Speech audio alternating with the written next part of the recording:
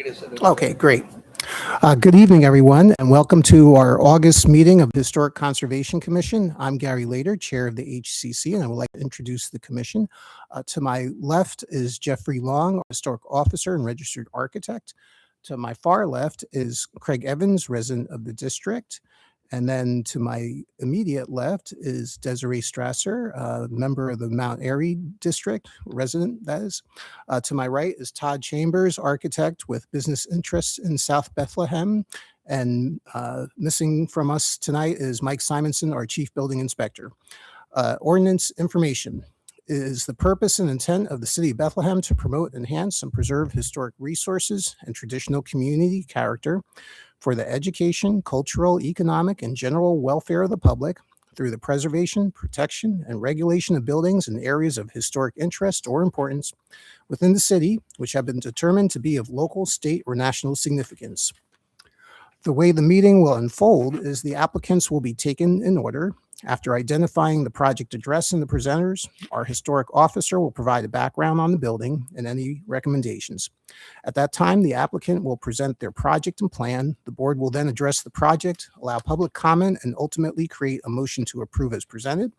Approve with modifications, table the project with clear recommendations, or deny the project with reasons for the denial and changes or improvements which would result in a positive recommendation. For public comment, there is a 3-minute time limit and comments must be specific to attributes of the building only. Speakers are to announce themselves with their name and address before speaking. The HCC is a recommending board and the results of our meeting will be presented to City Council and their vote will be binding. Please do not forget to secure your permit from the permit office on the first floor of City Hall before you begin your project. Above all, I remind everyone to conduct themselves in a civil manner and always use a civil tone. The commission is here to help you with your project. We are a group of volunteers who are dedicated to historic preservation and restoration of older buildings in Bethlehem and beyond. If any commission members have a conflict of interest with any of the applications on tonight's agenda, please come forth at this time. Okay, great.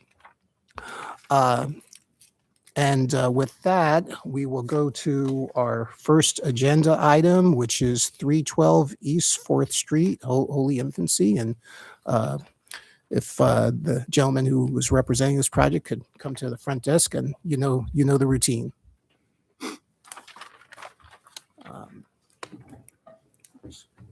And again, thank you for coming and welcome. Mm-hmm.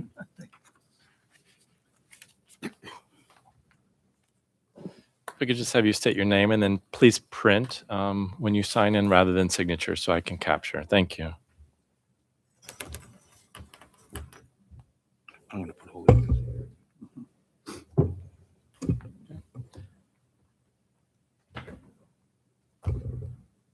312 East 4th Street. Building description, period style, and defining features. The church structure is a detached 3-bay stone masonry institutional building with a steep gable roof and a cross gable transept. Each bay includes an entrance portal with pointed Gothic arch and upper level windows, also with pointed Gothic arches. Larger central bay with the north-facing rose window extends up to become the church bell tower. Originally called St. Michael's Roman Catholic Church, it was constructed circa 1865, but was later expanded and modified in 1886 to become Holy Infancy Roman Catholic Church. The church is Gothic Revival in style. The adjacent rectory structure is a 3-story, detached brick masonry residential building with a low-pitched roof and shed roof dormers. Defining features include an upper projecting ornamental cornice, full-height bays on either side of the central bay, and 1/1 double-hung windows. Supported by double pairs of wooden columns, the entrance porch leads down to a stone masonry retaining wall with stone piers that delineate the access onto the property. Constructed circa 1910, this structure is colonial revival in style. Proposed alterations, this is quoting from the agenda. I'll get to some refinements to that in a moment. The applicant proposes to restore the stone retaining wall along East 4th Street, restore the side entrance to the rectory, repair the wall between the church and rectory, and install an entrance into the rectory basement. Guideline citations I use for my assessment include Secretary of Interior Standards 2, concerning historic character of a property will be retained and preserved. Number 5, distinctive materials, features, finishes, and construction techniques will be preserved. Number 6, deteriorated historic features will be repaired rather than replaced. Secretary of Interior Standards number 9, new additions, exterior alterations, or related new construction will not destroy the historic materials, features, and spatial relationships that characterize the property. Secretary of Interior Standard number 10, new additions and or adjacent new construction will be undertaken in such a manner that if removed in the future, the essential form and integrity of the historic property and its environment will be unimpaired. I also referenced the ordinance that Mr. Later read at the beginning of tonight's meeting, the Historic Conservation Commission design lines concerning demolition. It says restore, but there is demolition involved. It states the HCC will not recommend demolition unless the proposed demolition involves a non-significant building, provided the demolition does not adversely affect the other portions of the building that are significant. And then finally, the entire guidelines for new construction within the district.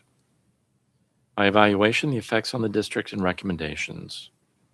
The applicant previously appeared before the HCC on several occasions with requests to modify the landscape between the two structures, as well as the associated stone retaining walls.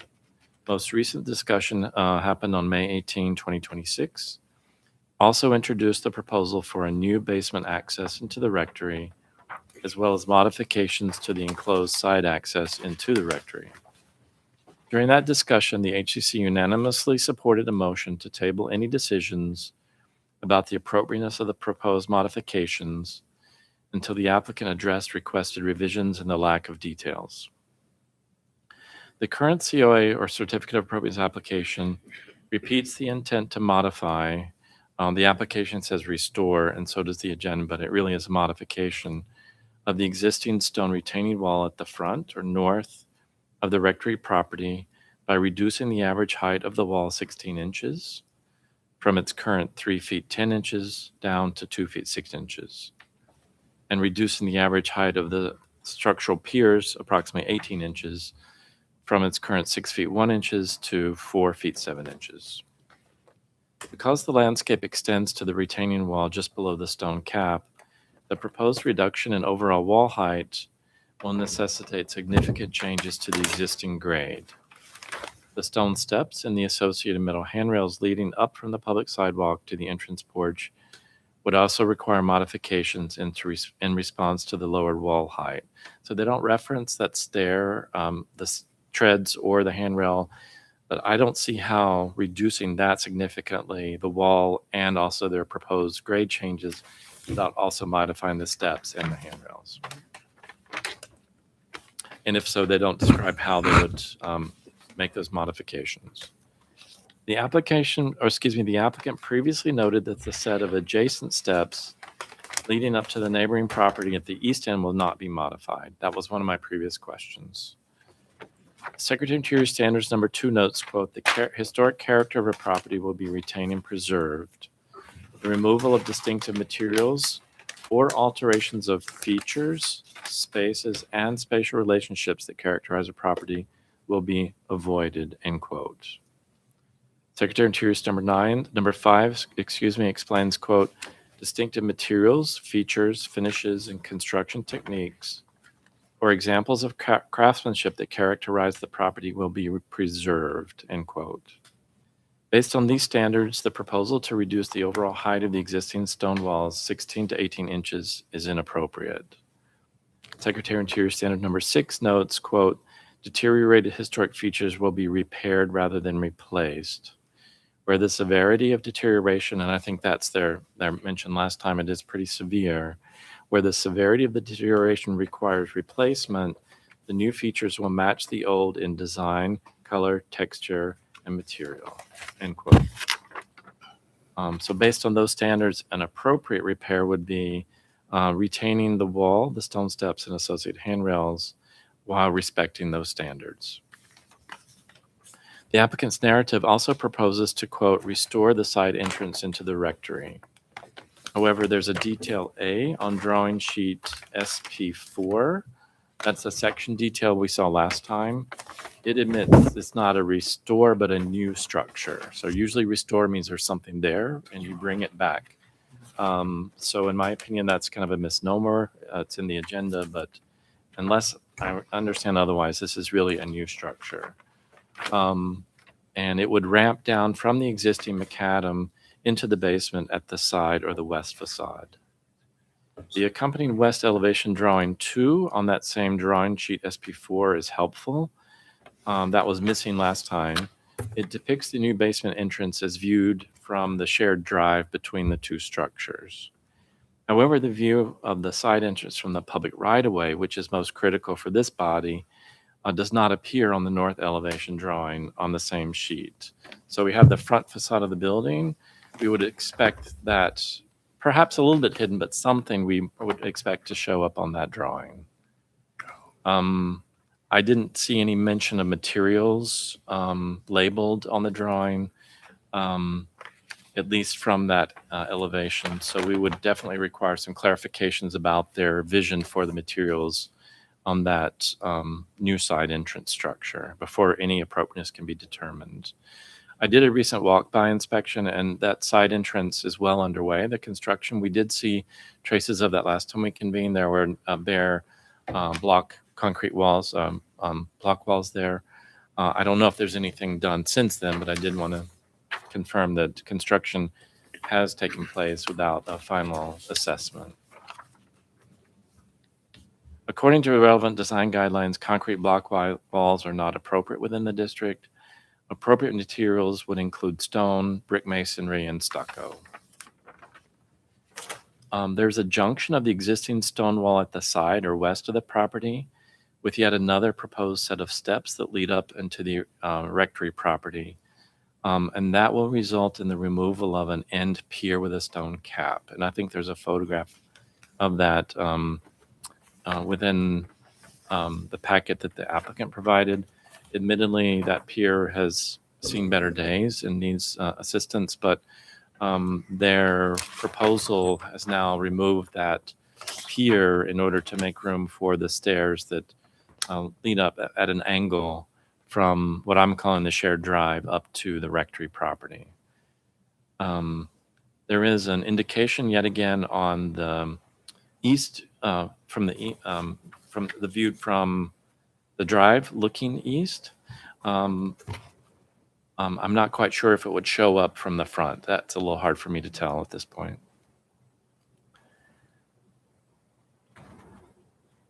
It does have a notation, quote, new concrete steps, but beyond that, I didn't see any indication of proposed materials for any of the sidewalls, the cap, the handrail, etc. So it wasn't possible for me to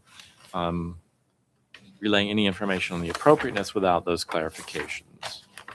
I would say that the applicant should be aware that pipe railing, aluminum pipe railing, is not considered appropriate. We would, if they're looking for metal handrails, we would be looking at painted iron with a profile and termination in lamb tug details at the tops and the bottoms. The certificate of appropriateness application also mentions the intent to restore the side entrance to the rectory, and supplemental photos indicate that they intend to demolish the 2-story wood frame surround, I put that in quotation marks, to accommodate this. So last time they walked us through, they plan to take off the walls that enclose that and reveal what's underneath. There's probably some structure materials, etc.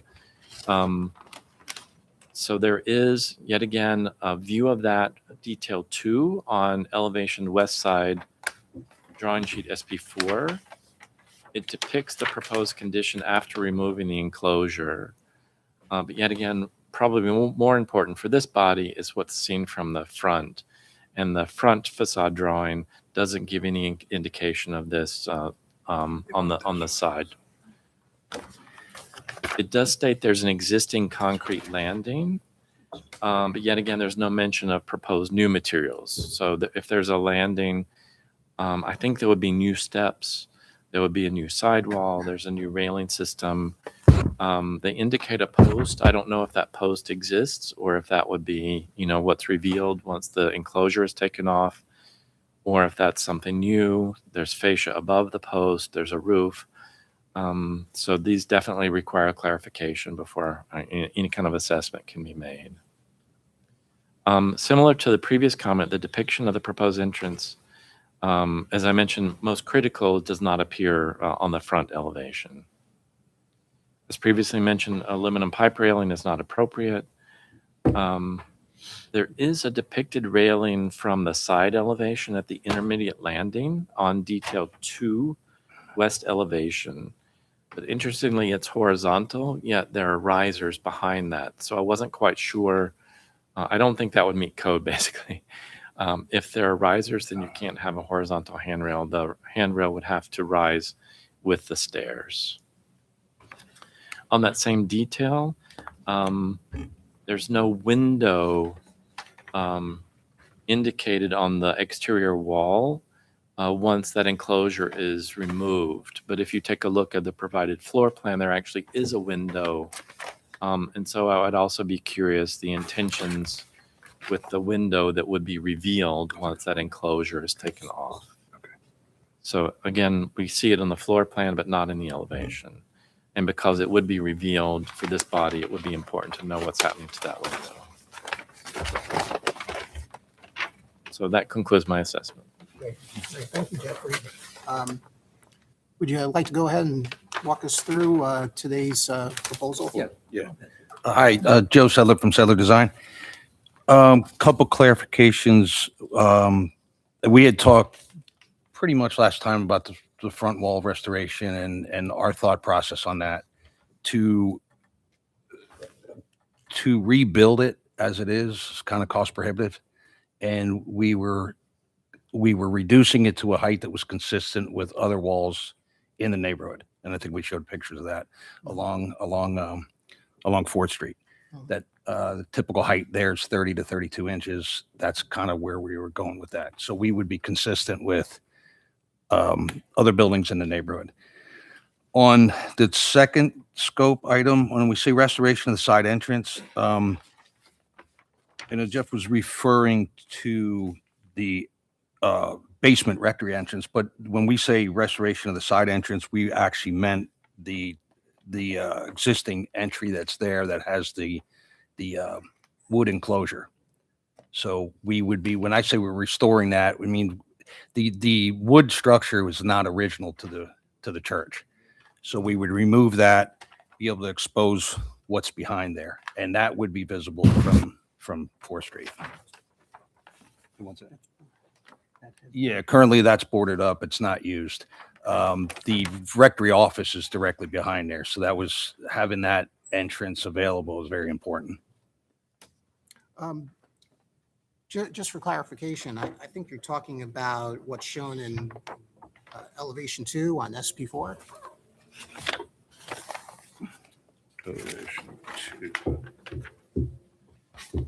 Yeah, you're talking, oh, so on that elevation 2, really there's 2 items right in the center of that elevation.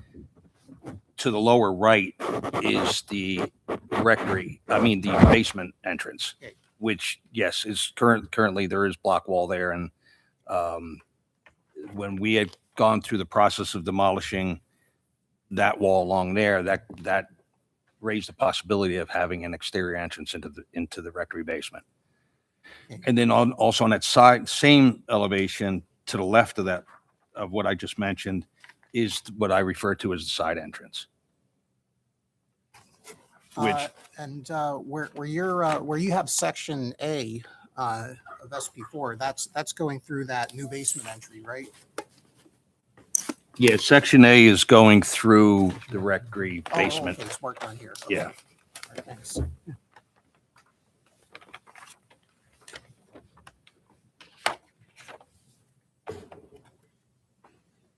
This one here. Have you done any exploratory demolition on the existing wood enclosure for the entrance that goes to the kind of upper floor of the rectory? Yeah, the demolition that's happening there has kind of been the natural process. It's kind of fallen apart. So a lot of the bottom of it is rotted. There is an existing concrete landing there, existing steps. And it was kind of, What's that? Existing railing. Yeah, there's existing railing there. When it was built, it was kind of built right on top of that. So the proposal is to keep the roof overhang to protect that side entry and then construct a set of steps that go down to grade. And the column that you're showing at the corner of that is there? That would have to be new. Okay. Yeah, that would be new. So what's holding up that roof now? That's a good question. Okay. Yeah, because we had talked about that before. The only way to really know that is there's material. It's not a drywall or anything like that. It's not even plywood. I'm not sure what it is. That is installed on the ceiling or the under part of that roof structure, and that would have to be stripped to find out exactly how it's framed and what's holding it up.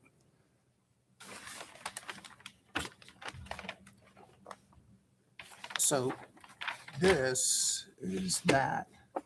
And And I'm sorry, I might have missed part of the conversation, but it sounds like the column and the roof overhang are new. The roof overhang is Yeah. So this is to remain. correct. Okay. But there's like brackets and decorative molding that Yeah. are, let's call them abstracted on the elevation view. You don't have any intent to remove any of the detail from the roof? No. Okay. No, we wanted to maintain that. And from the historic perspective too, the detail that's on that side door, the brickwork and the things like that, I mean, it's phenomenal. A lot of that has to do with because it's probably been covered up for the last 60 years, 70 years.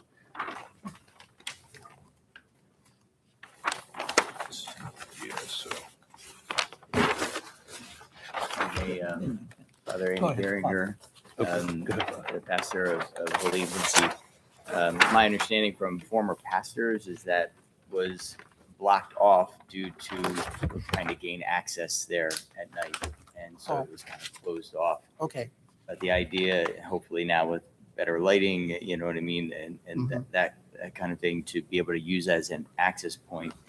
The front door of the rectory that we're using right now, it's an old, door, 100 years, and it's taken a beating, and it's harder to get open. It's a long walk for the secretary down to the front door. This would be an easier access way for people to get into the rectory for that reason. And keeping it open would be more visible instead of places for people to hide.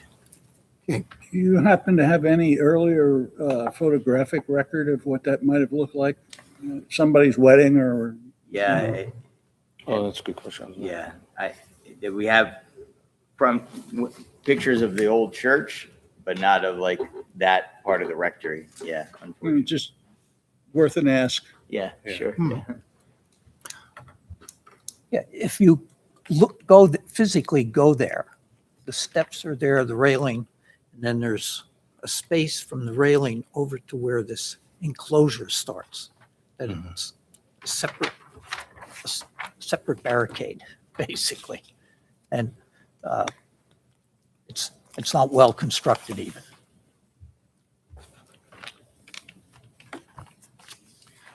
I feel like I want to back up just a little bit to the first part of what you're trying to tackle here. And, I know you talked a little bit about, the issues with the retaining wall and you're lowering it just, I guess essentially it's going to save some cost and repairs on it for you.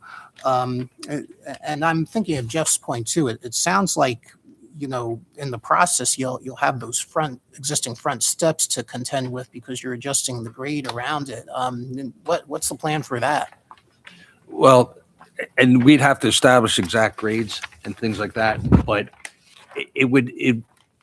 there's enough space from the top of those steps to the point where you're leading to the bottom of the steps that are leading up to the rectory front door, that could be accomplished either through a gentle slope with sidewalk, or maybe there's an intermediate step. Okay. But I mean, even so, there would be probably some new concrete poured there, which has been done in the past. What ADA accommodations must you make in order to utilize these entrances and the stairs and so on? Okay. What, 88 modifications? Okay. Oh, that's good. I mean, I'd be relying a lot on the existing building code because Yeah, You know, sure. we just went through the process of making the church accessible.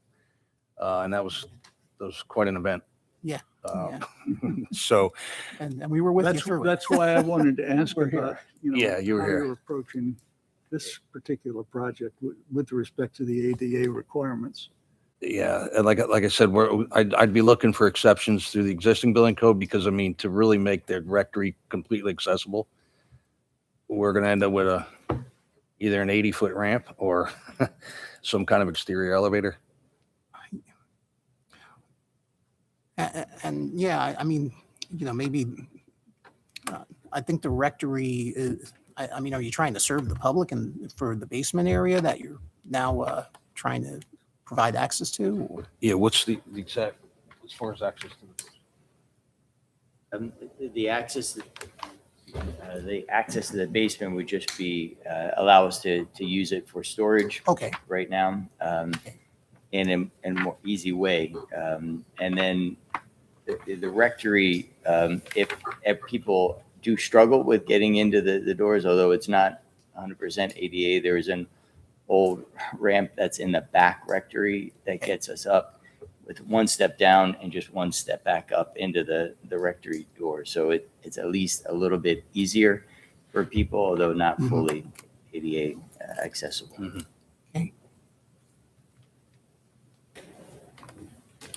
can we also talk a little bit, back to elevation 2 on SP4?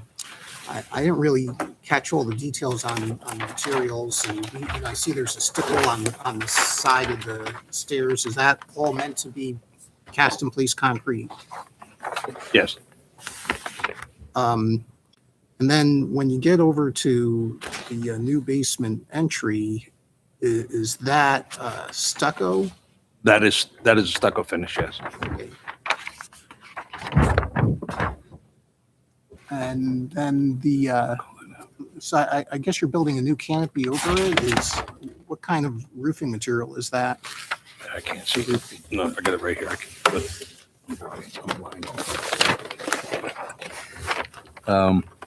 If you look at the detail A on S4, Mhm. I have new structure, frame above, CMU walls, stucco sand finish on Okay. exterior wall surface, standing seam metal roof, Okay. with a roof pitch of 1 and 12. Yeah, sorry, I missed that. Oh, no, that's all right. And then, the crosshatch, it looks like a fence, but is that actually meant to be all concrete block? I'm sorry, what was that cross? Oh, I'm looking at ASP4, and is Oh, yeah, that's concrete block. you- Yeah, you because know, with the section, you're looking at the inside face. So that, yeah, it is concrete block. that's okay. Yeah.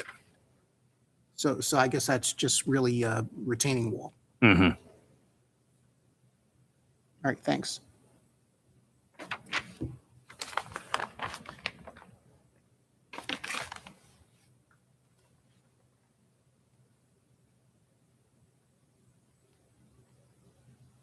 And I guess I know we're probably not supposed to comment on these things, but it looks like a pretty serious steel beam you're removing, and yeah, Oh, the I see- steel beam that's there? Yeah. Yeah, there's an existing small window there.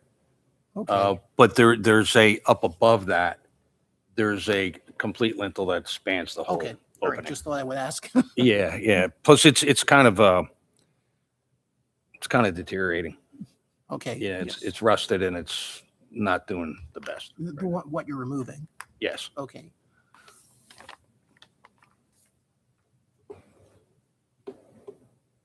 And back to Jeff's comments. Yeah, the railing that you're showing along that new side entrance, it does look very institutional for, well, I mean, there's nothing wrong with it being institutional, but would you be okay with going with something that's more of a traditional wrought iron, just to look more appropriate for the Yeah, I don't think. style and the age of the building? But and then of course somehow you have to also include the handrail. Yes, no, we'd have no problem with that. Is there existing handrails that are just not shown here at the existing stairs that are at the top of that landing? In one of the pictures it was Yeah, shown. yeah. that there was, like, in the- Yeah, that set of Existing- steps. I'm sorry, go ahead. On the existing stairs there, which are staying, there's an existing railing that is not shown there. Right. And then it'd be from the steps then to the edge of the concrete, there is a space. I don't know if it's 8 inches, 10 inch. And then the other guardrail basically would be in front of that. You said there were existing railings behind that inside tongue and this- groove paneling? Yes. Yeah, there's a so the- railing Yeah, Gary, going up on the right-hand Look at this side. photo. Is the You can see the intent railing to right Okay. keep thanks. those or For those, yes. keep- Gold okay. black wrought They iron. would, use Oh. that. so There's in the We want to picture keep the of old the railing. floor. You can see just a little bit of it on the right-hand side of the Yeah, door. we'd like to maintain the old railing. okay, great,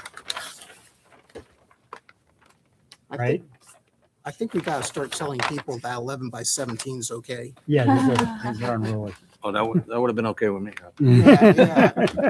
You know, Agreed. I appreciate, you printing all these out. I mean, it must have been a real, but I have one set here. oh, okay. The railing that's existing looks like a great guide, as far as I can tell, just from the little bit that's in the photo. But I think you want to keep that. Yes. So they're Yeah. going to remove the, But our understanding was that we couldn't duplicate what was already there to make it look historical, right? So that's why we were planning to use something like we used on the opposite side of the church for our entryway to the. Oh. unless you Yeah, are restoring what was understood to be a previous railing there, so you, right? Replicating what's existing already. Yeah, exactly. but if we were at okay. So according to code, we would have to have railings on both sides. If there's only one railing there now, are you saying that we could duplicate another railing? I don't know what I'm saying. Okay, so, first of all, I guess you need a guardrail on the open side, and then you need the handrails on both sides, right? Right. So, I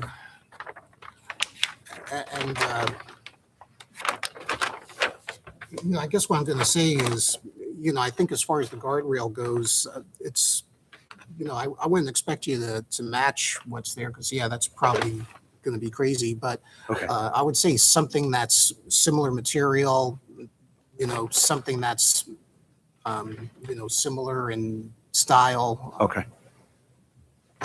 And then,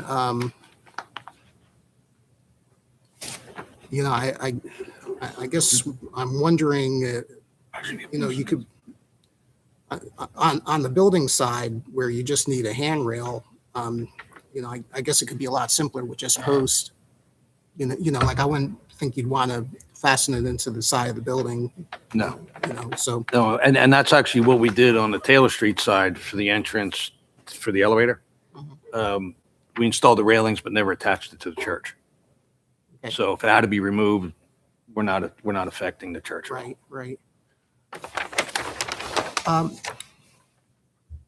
Okay, any other questions or comments for the applicant?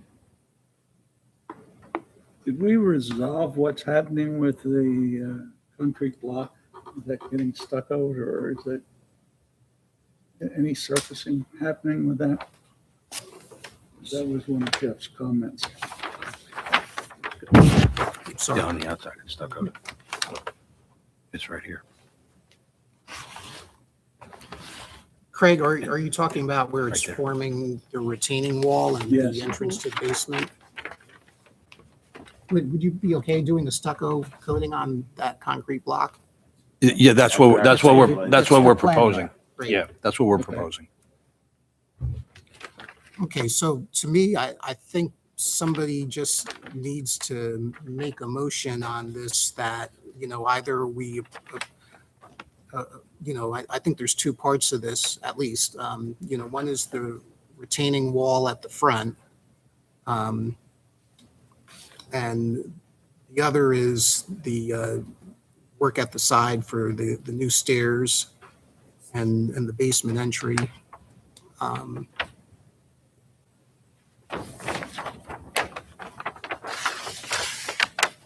you know, we feel resolved on what's being presented to us. Do we do public comment before that? Thank you. Yeah, is there anybody here who would like to, from the public, who would like to make comment on this project? No? Okay. Thanks for mentioning. I just get tripped. I like to make a motion and we forgot it. And so I Yeah, you're right. Yeah. all right.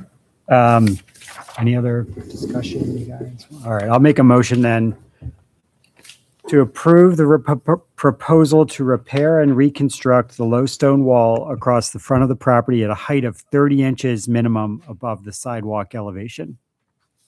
This is per your details on SP4. Approve the proposal to remove the existing enclosure around the side rectory entrance with the stipulation that any original fabric will be preserved. And that's the original pieces of the original rectory building. Right. Yeah. The applicant shall return to the HCC to review any changes to the roof support required, right? So you're going to remove that enclosure, you're going to look above the ceiling, and if you need to alter your approach, you won't have a column there at the corner. I think come back to us to Okay. chat about that. And lastly, motion to approve the basement entrance to the rectory with the stipulation that the CMU enclosure will be coated with hard coat stucco. Second. Okay, thank you, Craig. Let's put to a vote. Craig? Aye. Desiree? Aye. Todd? Aye. Great. Motion carries unanimously, and thank you again. Okay. Thank you. Thank you.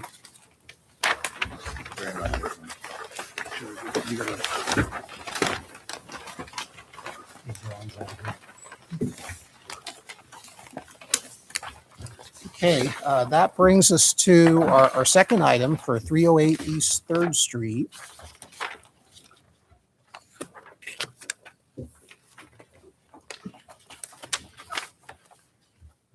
And welcome. Would you be Jeff?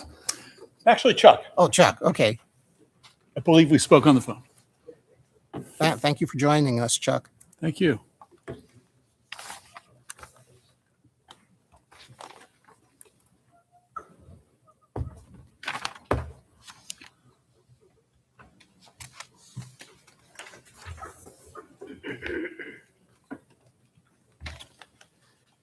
So 308 East 3rd Street.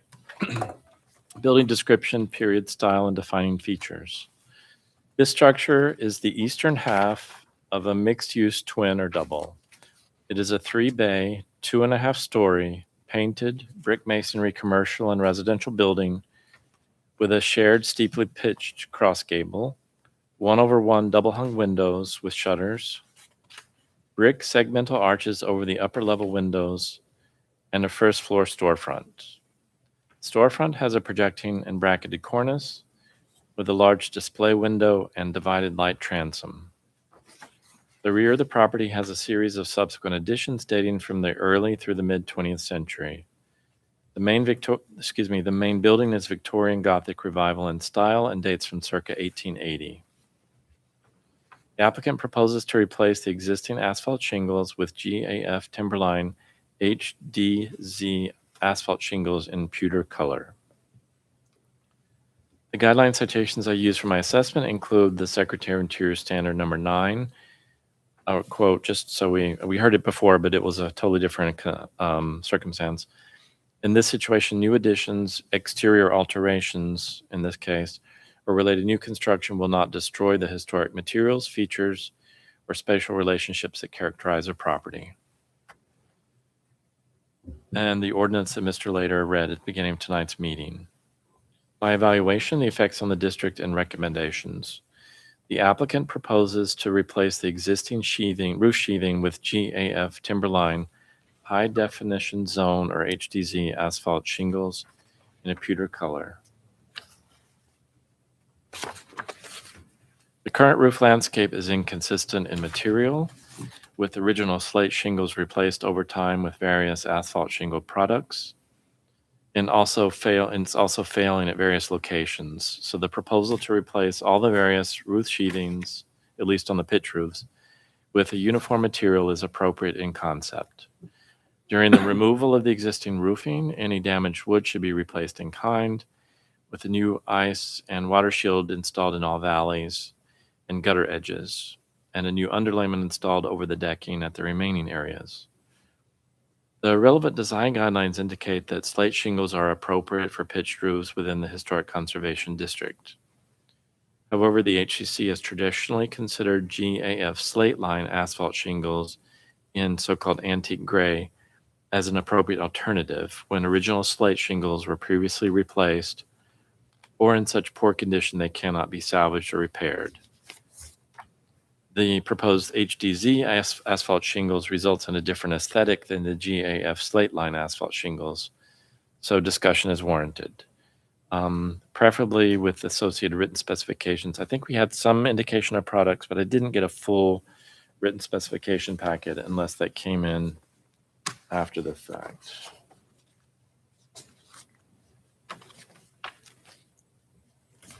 Especially because we've never had this specific product before. The accompanying work proposal includes a description of the new aluminum drip edge installed around the perimeter of the roof landscape, and that is appropriate. That's a typical detail we do request. But we typically say that it needs to be painted to match the adjacent finishes. The proposal to integrate a ridge vent system for continuous airflow to ensure longevity of the replacement sheathing is also appropriate. The proposal includes reference to, as well to, quote, aluminum flashings and counter flashings at all vertical wall areas and chimney where necessary and applicable, end quote. The relevant design guidelines note that appropriate flashings in the district should be copper, so they're proposing aluminum. Our guidelines state copper. So based on those, the proposed aluminum is not appropriate. The same guidelines note that all valleys should be open and not woven closed with shingles. I didn't see a detail for any of the valleys, so I just want to state that out loud so that the applicant is aware. And that those open valleys should also be lined with copper. And because they're proposing something different, I think clarification is warranted.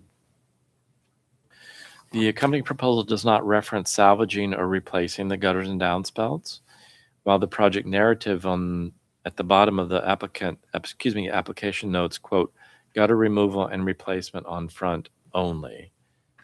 So I think we do deserve a bit more clarification about that.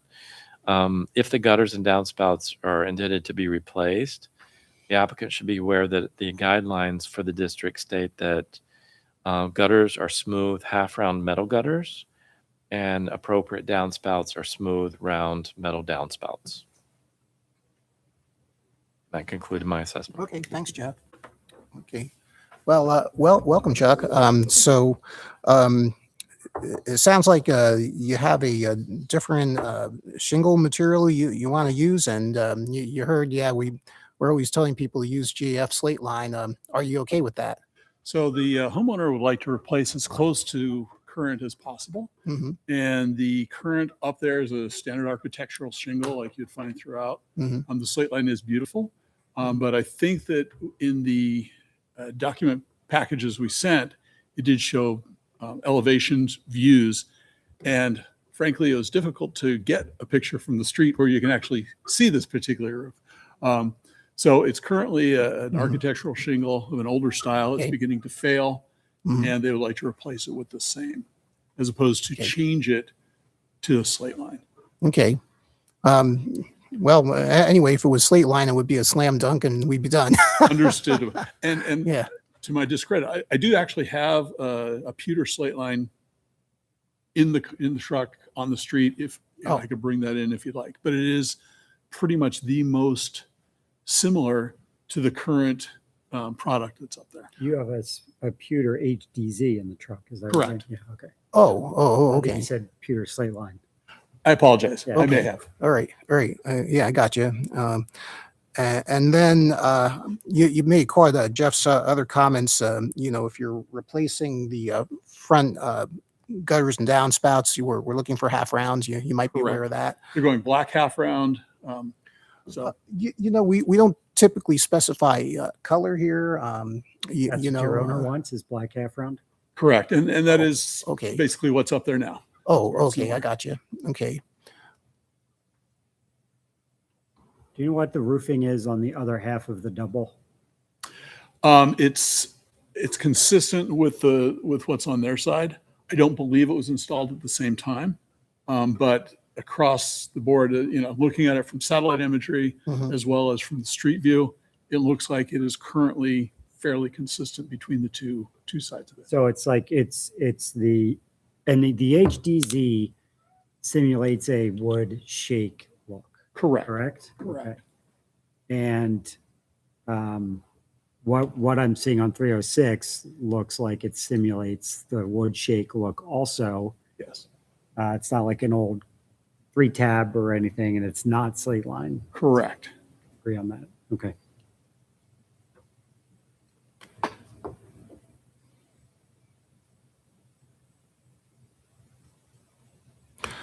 Are you okay using copper flashing and open valleys? I did note that, and that's a beautiful way to go. Mhm. Currently, they are closed valleys, Yeah. and we would anticipate going with closed valleys. Okay. We'd go ahead and put ice and water shield in all the valleys as well as all the edges, any roof penetrations. But currently, there is no exposed valleys showing, Okay. and we would stick with what's there. Okay. If you have the other product in the car, well, I'm trying to figure out how to do this. Well, Craig, any questions or comments from you? No. All right. Are we willing to consider a different alternate product here? I mean, keep in mind, we're always telling people to use slate line asphalt shingles, not because we have stock in GAF. It's just, It's GAF anyway. So. yeah. I think the general idea is because it seems to blend pretty well with any existing slate around it. But, I certainly see your point. Yeah, it's currently not slate. It's currently not slate line. Neither is the adjacent property. Yeah. Either, going off to the sides. They've been modernized Yep. at some point. Jeff, Yeah.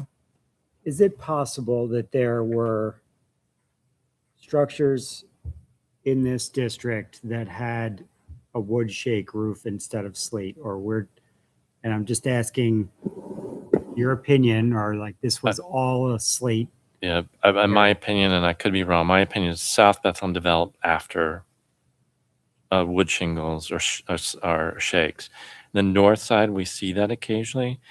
The Moravian period, the early, Sure. 18th century, but oftentimes those were also intended as temporary until the local potter made clay tiles. So oftentimes the shakes were replaced within 10 years. And then once this became known as a slate belt, very often, then even the Yes. clay tiles were replaced because it was lighter and cheaper. So typically by the time significant development in South Bethlehem happened, that discovery of the slate belt had already happened. Okay. Sometimes some ancillary structures, barns or sheds might have. The lifespan of a wood shake is so, limited that people try to get away from them as Sure. soon as they could. That's the best answer I can give right now. Yeah. So That makes a lot of sense. I'm glad to be clarified that. Thank you. Well, my feeling is that it's important for us to be consistent here and, because we're always, it's part of our design guidelines and it's always a very basic thing. We're requesting of people to use that slate line product. I mean, I'm aware of one other manufacturer I've heard of that does something similar and I'm forgetting who it is. Yeah, I think Certainteed has a Grand Manor that simulates a slate. Mhm. Again, if we were coming from a slate roof, I would think to try to push the homeowner towards it. Yeah. Budgetary constraints and whatnot. Yeah. It's a good 50-year product that Yeah. is consistent with what's up there. Yeah.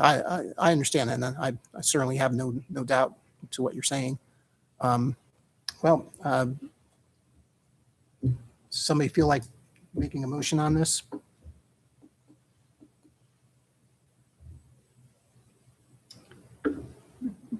Public comment. Thank you. Okay. Is there any public comment here? Okay. So you're, the owner of the property sent you here to get the HDZ approved. Yeah, I mean, I don't see anything. I mean, I did ask about the neighboring property, right? And what's on that, but given that those shingles are now ready to be replaced, right? That roof was probably installed 20 or 30 years ago before this body even existed. So I don't feel comfortable making an exception for the HDZ instead of the slate line. So if I may comment of note, while it is true that the HDZ in style is intended to replicate sort of like a shake roof, when you get into the brown colors, it is similar to a shake roof. Whereas in the grays, it's consistent, and we see it throughout the south side. And it's kind of what's up there now. So in the grays, it doesn't look much like wood at all. But I agree that if you were to go to a brown, that would be a significant change in the appearance. So unless we're trying to restore and go back to slate, which obviously natural slate is a little more difficult and quite pricey at this point, I feel a fairly consistent replacement for the area. Is there a Oh, that's the significant product we're cost? talking about. Okay. Is there a significant cost difference? Between the HDZ and the slate line, very significant.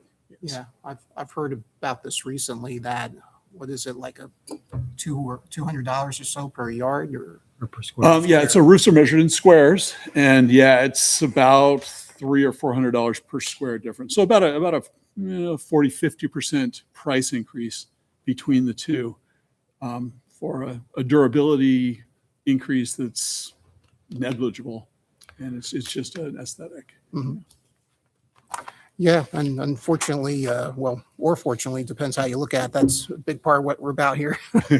So Certainly. I'm going to make a motion on this. I'm going to make a motion to deny the product presented. But if the applicant is willing to use the slate line product that is part of our design guidelines, and we feel is appropriate, we would approve the project. And I think it's reasonable to, do it with the closed valleys, and with the assumption that you're doing half round gutters and downspouts. But yeah, I think we have to stick behind the slate line product. So, Or another product that or a product that's closely similar. mimics the slate Yeah. aesthetic. So considering the recommendation which is essentially the slate line is a blocky, which Oh, just a moment, sir. So that's my motion. Okay, And sorry. is there a second? Second. Okay, and we're gonna put it to a vote. Craig, Aye. Desiree, Aye. Todd. No. Okay. So we have 2-1, and the motion carries. But sir, what else were you trying to get at? I'm sorry. You had something else you wanted to say? Just the question, do you have examples of other roofs that have been replaced that they've Mhm. gone from a standard architectural shingle, which is what's currently up there, Mhm. to a slate line that I could direct the homeowner Yeah, that's a towards, great question. so that Yeah, I could say, see, here's what they would like you to go to. yeah, Jeff would be able to guide you on that, right? Once I submit everything, the city has possession of all my minutes and Mhm. resolutions. Nice. So Oh, Mr. okay. Simon's not here today. He would be the representative of the city. Mhm. He and his department, they have a database that they should be able to do word searches and find this kind of things. I'm Okay. sorry. Once I do my job, Yeah, it's I out of my understand. hands. Okay. That would be available for either the harbor or HCC. So I mean, if it were used on the north side, it could be, you could review it on a building there just as readily as South. Yeah, I would say on average, we deal probably once a quarter with a roof, so it's fairly often. Yeah, So three, I four imagine. times a year, I would think, so. Yeah, I imagine it wouldn't be hard to find a few since, like I said, this is something we're always advising people to do.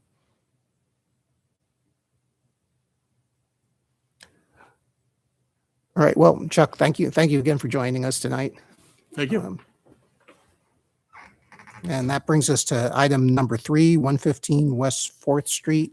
I'm going to just ask for a bathroom break and, 5-minute recess, if that's okay.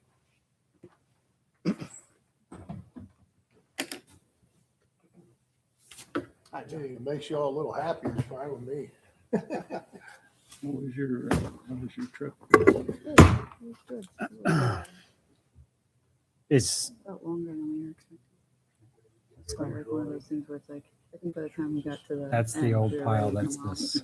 There was a lot of like moving around. I don't really love it when we like go from we did like 4 stops Just want to make sure you. total. And, I feel like it's 3 is like a good Thank you. time to like spend in one location. So like we were only there 4 nights, so it was like hard to. It was just like we didn't really have a chance to take Right. a break to really enjoy the city. I find that all the travel that I've ever done, I really do best if I'm don't try and see 50 things. Maybe you only see 5, Yeah, I mean, but I get a chance to really yeah. immerse in it. Mhm. Yeah, so we typically like to do like a major city in a country and not see all like the sort of well-known things for the kids. And we travel out of the city and like hunker down for like a couple days. And Yeah. we were in the beach for like 9 days. But it was one of those things where I knew we were getting there. It was just getting there. And my daughter has an interest in a college there. Thank you, John. My daughter has an interest in a college over there. So we went to one more stop. Yeah. You were in France, right? Yeah, we Contributed some existing, I, like uh, after the Pent. Oh, okay, Roof, great. so they Oh, have a thank I you. dated It's awesome. a girl in high school who was a French major, language major, but French primarily. And she was at least, I think, 2 semesters or a year, and maybe a little more in Nice. Oh, that's nice. And found it to be a really good experience. Not really sure where in the she's now thinking maybe, but she wants to go to college. Um, And they're EU citizens, so it's like significantly more affordable yeah, than the US, which is, I mean, insanely. it always helps. Yeah, some are free. In terms of Germany, my daughter Megan's roommate now lives in Germany. Uh-huh. And she's basically German at this point. Yeah. Justin has family in Germany, so who we visited years and years ago. I don't know where, she's sort of doing this exploration on her own. Yeah, She doesn't want our help, typical 16-year-old. Realize that was you. yeah. She's sort of, I can't even. You count. sort of want to guide, and you sort of want to say, okay, make your bed. And I'm like, you don't have to go to Europe. Like, we can figure out, like, Yeah. payment plan, yada, yada, loans, all that jazz for colleges. Yeah. It's like, you don't have to go to Europe. But I think she feels like obligated to go to Europe because it's so affordable. Yeah, I think she also just likes it. yeah. There's a certain cachet. Yeah. But in France, she's speaking French currently, but it's not, she doesn't feel like she's going anywhere. School for French. She doesn't feel like it's Ready? Ready? Okay. Let's do All right. this. Let's go ahead. Okay.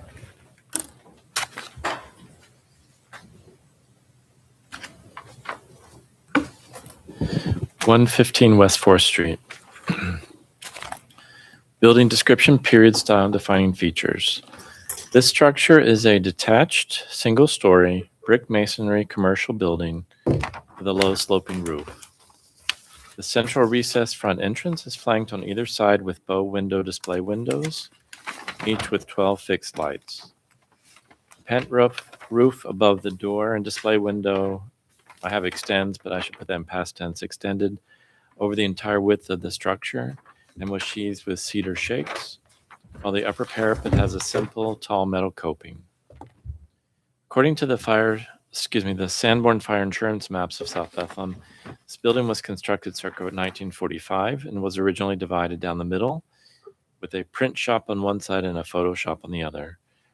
That means it could potentially be considered contributing to the historic district because it was constructed during the district's period of historical significance, which is circa 1895 to 1950. However, the loss of the original defining architectural features and details and the subsequent cladding of the front facade with a tan brick during the mid to late 20th century prevents assigning it a specific style. The proposed alterations, the applicant proposes rehabilitation of the front facade, including removal of the bow windows and replacing them with aluminum folding doors, demolition of the pent roof, installing a man door, and replacing the existing front brick facade with either white brick or aluminum siding.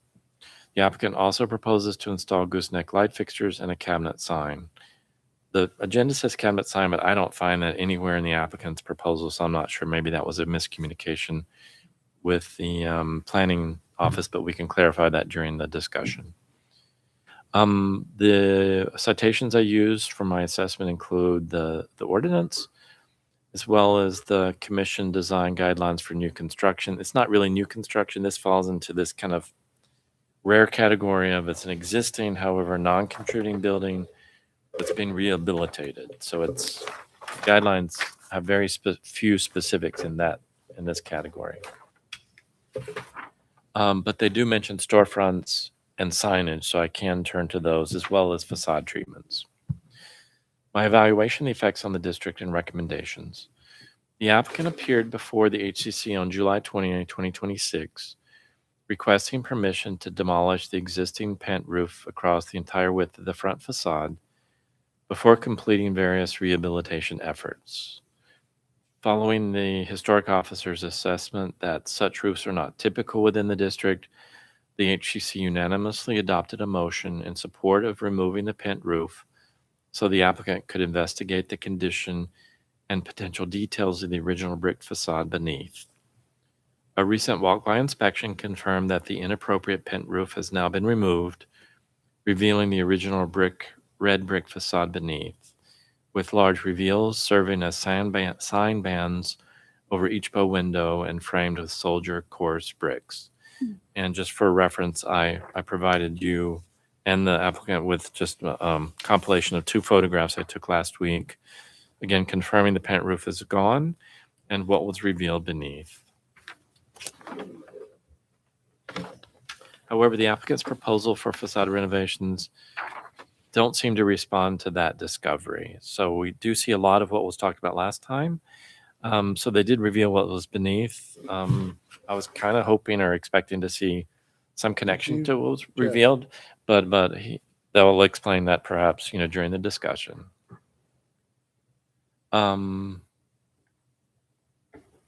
So again, in my opinion, there's little change from the previous proposal. That was 2 options: cladding the front facade in quote white steel siding or white brick end quote. There are no written specifications for the proposed cladding materials. There was some reference to the siding material. I wouldn't call them specs, but I mean, we did talk about them a little bit. I didn't see any specs or materials for the proposed brick siding, so that will be helpful when we have a discussion. There is a detailed drawing on drawing sheet A1. It includes one notation stating, quote, paint the existing brick veneer white. And then there's another notation that says remove the existing brick veneer down to the existing floor line and install new white painted brick veneer system. So we have 2 different proposals on the one that has to do with the brick facade. I don't know if one is just a remnant of the previous application or they might be, something we want to talk about. Detail 5 on drawing sheet A1 depicts a second option, and that includes the notation, quote, remove the existing brick veneer down to the existing floor line and install a new steel shiplap siding in white, end quote. The applicant should be aware that relevant design guidelines identify materials such as brick and stucco as appropriate for facades, and I think I mentioned that at the last month's meeting as well. Those same guidelines state, quote, the HCC will not recommend approval of vinyl or metal siding, end quote, as appropriate facade cladding. And it doesn't designate between historical buildings, it just says within the district. If you notice, I didn't cite any Secretary of Interior standards because they deal with contributing historical structures. I'm only quoting from the design guidelines, which are relevant to the whole district. If white is the preferred color for the brick facade, appropriate hues are warm white or ivory. I know we had a little discussion of that last time, and I carefully stated before, as well as this time, that the HCC encourages, I'm not saying that they require, this is based on the fact that the district just doesn't have bright colors, specifically bright whites. And we've also learned that bright colors, especially bright white, shows dirt very, very quickly. So I'm simply stating from your previous resolutions the desire to tone things to a warm white or an ivory. I should note that traditional brick colors in the district are red, brown, and tan. If the applicant pursues a brick approach, we will be expecting written specifications, samples. We will want to know the fabricator, the series, the unit sizes of the bricks, and not only the bricks, but also the intended mortar color. So those are typically, if you decide to go in a brick approach, probably the next step would be to take a look at some samples. But I want to make sure we don't forget the mortar. That's just as important as the bricks themselves. The applicant also proposes to remove the inappropriate bow windows and replace them with, quote, black insulated aluminum frame bifold door systems. Referring to details 4 and 5 on drawing sheet A1, the proposed sets of folding doors have 4 bays each with full glazing. The applicant should be aware that the HCC recently considered similar proposals for segmental folding doors as inappropriate elsewhere within the district. So our guidelines don't talk about these specific doors. They do talk about garage doors being replaced with traditional garage doors. We don't have this system specifically in our guidelines. But in the past, you as a body, and I think it predates probably 2 of the 4 of you, said no to a similar proposal. I'm just pointing that out. Written specifications of the proposed doors are not provided. So typically kind of the next step, if you agree or amenable to this approach, we would have them bring in specs and samples, those kind of things. The applicant should note that appropriate glazing for all storefronts should be center set, so not flush front or back, but center set. The glazing should not be mirrored, tinted, or reflective. According to relevant design guidelines, the glazed storefront assemblies within the district typically include transoms. So we have a whole kind of booklet on storefronts, and pretty much every typical storefront in the district will have a transom above either shop windows or doors, and I didn't see any indication of transoms. Again, we can discuss that. The facade drawings also depict a coping at the upper roof parapet, but make no mention of the proposed material, color, or dimensions. So it would be nice to be able to discuss that to understand if that's appropriate or not. Aside from the label signage and the dimensions of 4 feet tall and 17 feet wide, I couldn't find any more details of the proposed sign band. It's possible they just, again, want the discussion, and we can talk about that later. But if there's a desire to integrate that into the motion, we would need to understand, more details about that. The applicant might be inspired by the soldier course detail around the existing sign bands that were revealed. That sometimes is a nice detail you can interpret in a modern way, a historical detail, simply by, changing the coursing of the bricks. Jeff, just clarification. Yes. Did you get this for review, this drawing?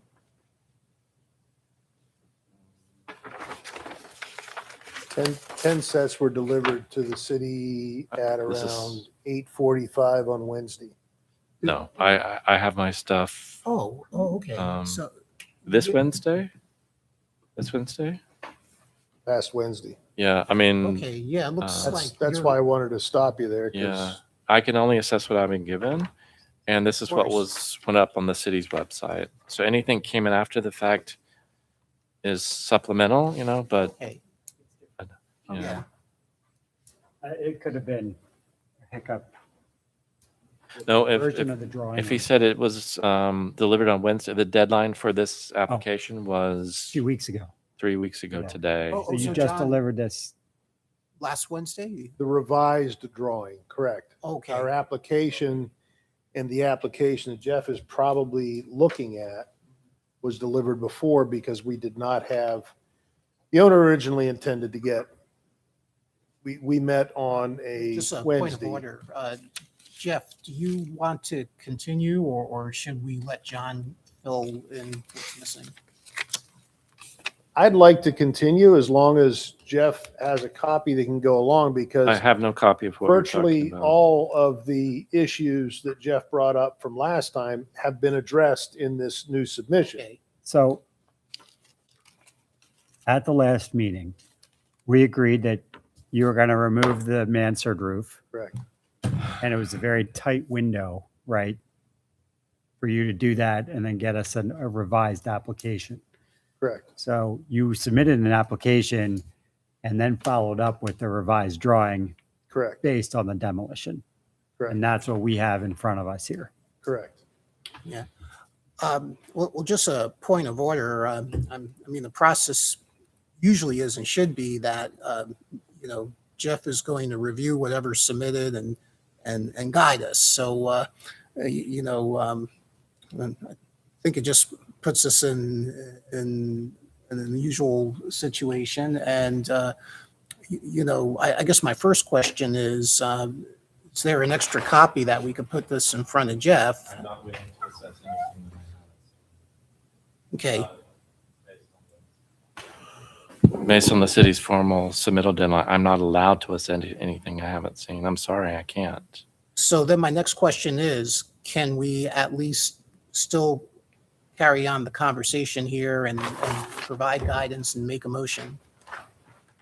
You're the chair. You can do what you want. Okay, all right, thank you.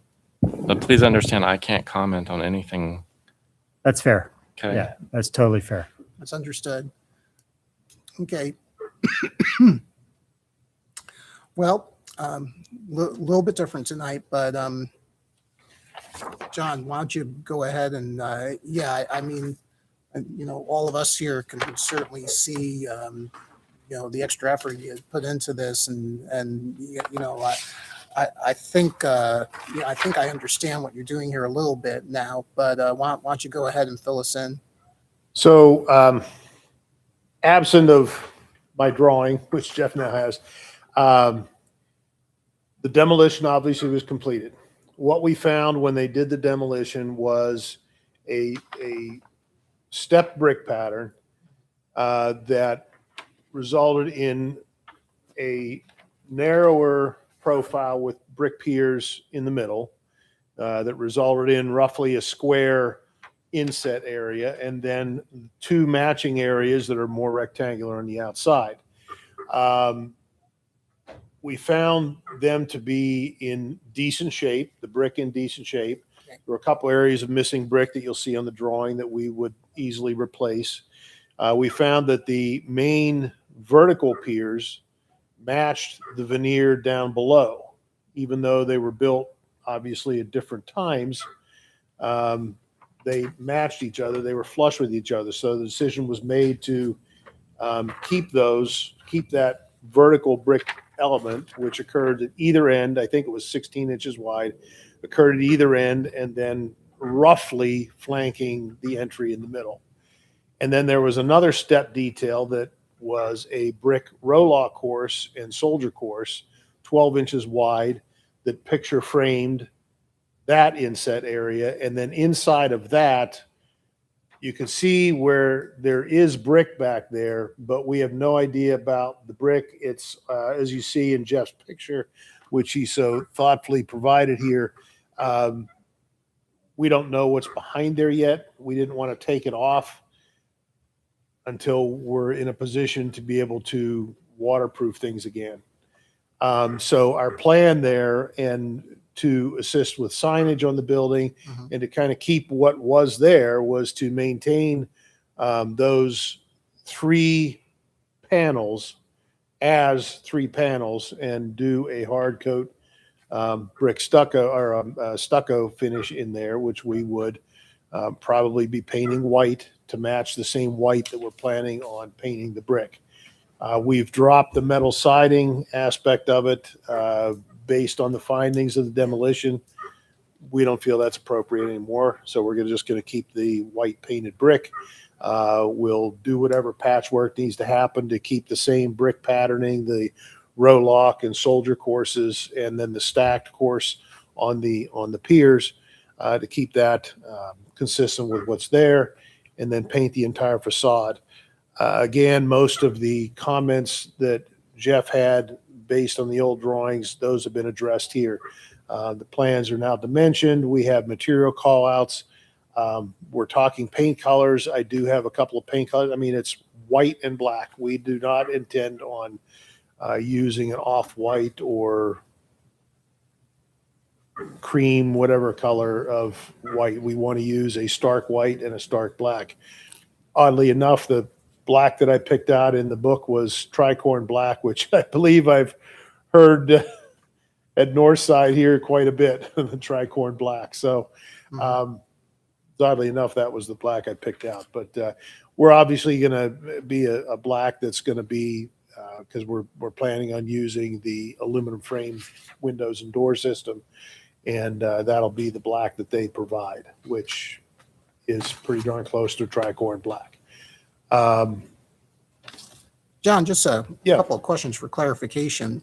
So the upper string of dimensions that you're getting, it goes 16 inches, 12 inches, 11.4. Is this is all existing? Like, Those are all existing. Okay. Everything is existing. okay, And then that gives you an idea of the size of panels that Okay. we would plan on doing stucco. okay, But yes, everything up there, all those dimensions are existing, all the vertical dimensions existing. The only one that really isn't existing is the existing coping. The white coping at the top is quite deep. It's about 12 inches deep. Yeah. And we're looking at pulling that off and putting something a little kinder and gentler and not Okay. so in your face as a 12-inch fascia. what was this, is this all currently like a thin brick veneer? No, it's full brick. Oh, okay, it doesn't look like it from the photos, but, yeah, I wonder how it's a little mysterious. You're saying this is all in the same plane as the red brick, huh? Okay. Yeah, Yeah, that's what he got. it is. That's what we got. I don't know what they did. I mean, Mhm. obviously with the brick repair areas that we're showing here, Yeah, there's brick here that's floating in midair. yeah, Whether there may be, I didn't get up there and measure mhm, what the recess is. It could be Yeah. that brick veneer coming from the top is, the back of it's slightly supported by the brick in the back. I don't know. Yeah. It's It's a double it life appears wall. to be, oh yeah. It appears to me that it looks like it's floating in midair. Yeah. But it's structurally, I don't see any cracking. I don't see any of the brick veneer from above pulling away that you traditionally would see. So my guess is there's probably a little bit of overlap there that's providing support for that front veneer. But our game plan would be to fill in those gaps and restore it to what was originally there. We do not intend on removing the existing brown tan brick veneer there. We're going to leave it in place, and that's the main reason we're looking at painting the entire facade there, is to get some consistency on the entire piece. Is there, since you have these existing picture frames in place, is there a way you could at least align the door openings to work with them? It just looks It's a good comment. Well, that would entail completely restructuring the front. Mhm. Those, Oh, that don't you have to recessed, anyway? that doorway's recessed 4 feet. Yeah, I think he's talking about the, Sloped sidewalks there, so it would. Yeah, I'm require- talking no, he's about talking the about the inside, 12-foot yeah. 4 folding doors. windows, folding doors. Right? Instead of making them 12-foot 4, make them 11-foot 4 and center them under the panels above. Oh, I see what you're saying. Yeah. I don't think the owner would have an issue with that. I would, I could agree with that. It is an existing opening that's inside, but it is Yeah. a wood framed opening. And, obviously the existing opening is narrower. Mhm, mhm. So when we create that new opening, it's Yeah. just easy, cut the brick at 11-foot 4 to match above. The- I have no The, issues the with that. bifold doors are custom made Yeah. to the opening Yeah, size. so So it- that's not an issue, really. No. No, that's not an issue. The only issue was the framing inside, but the framing inside is wood. So Yeah. changing that to whatever we want is not a big deal. What's Yeah, the, okay, go ahead, Gary. No, you got Yeah. it. So, I mean, actually, this is a huge improvement overall. I'm just, wish, I just wish things aligned better, like the light fixtures too, and it sounds like what you want to do, I guess, is make things work with what's already above. No, I think that the lining of the door is a good improvement of that. The existing recessed entrance, obviously that's there. And the problem there is and you can see it in here, but the sidewalk actually slopes up into I that wouldn't- front I entrance. So wouldn't change that. reconstructing that would be a major issue that would Yeah. also now involve the city because of the Mhm. sidewalk issue. Does it make sense to make the top of these doors align with the soldier course instead of having just the one brick course above? I'm just asking. I don't know what's going to be involved with creating a header for this. It's an existing header, existing Oh, opening. Oh, okay. Yeah. You all right. don't really want to touch raising it up. All right. There is obviously Yeah. some good sense in what you're talking about, but it's there. and Yeah, because I assume you're going to have to the put in. structure's there. Yeah, I mean, I'm just thinking, you're probably you're making the opening wider, and you're probably going to need a new header anyway, New right? shelf angle at least, yeah, right? Yeah, or shelf angle, something like that.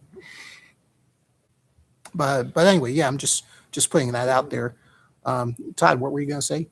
I was going to ask, what's the condition of the brick masonry behind these white panels on the, From what's visible, it might require some spot pointing, uh-huh, but it's, from what we could see, I don't see a lot of significant deterioration. I don't see holes. We certainly can't see, from the inside, we can't see light coming through or anything like the brick, any of the brick joints or anything like that. So from what I see, it's easily repairable. And in fact, well, that particular area will be covering that over with stucco? with the stucco.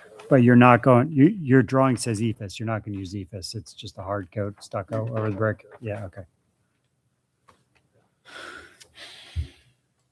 And then the piece of wood that you see above the one window, that is applied to the face. in Yeah, the picture. Right, that blocking, So that was just for the, stands out. That's- Mhm. for the mansard. Well, John, what do you need from us tonight to keep going on this? I need approval to move forward. Okay, yeah. We want to get going, and I understand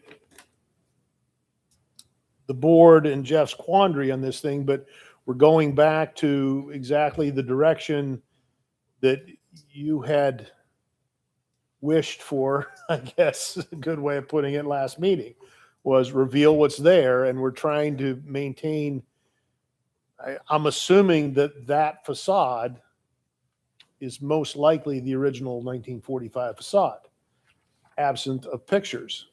We're going back to the original facade. We're trying to restore as much of the existing original facade that's left. There really are no hard and firm guidelines for this project, as we talked about last time. Yeah. You know, it's really a hybrid. It's sort of like, we can make some suggestions. I hope you follow them. And that's what we're trying to do. And I'd really like to get moving on this project. Time is money, money is time, and time's a waste into, especially if we're going to be doing any stucco work.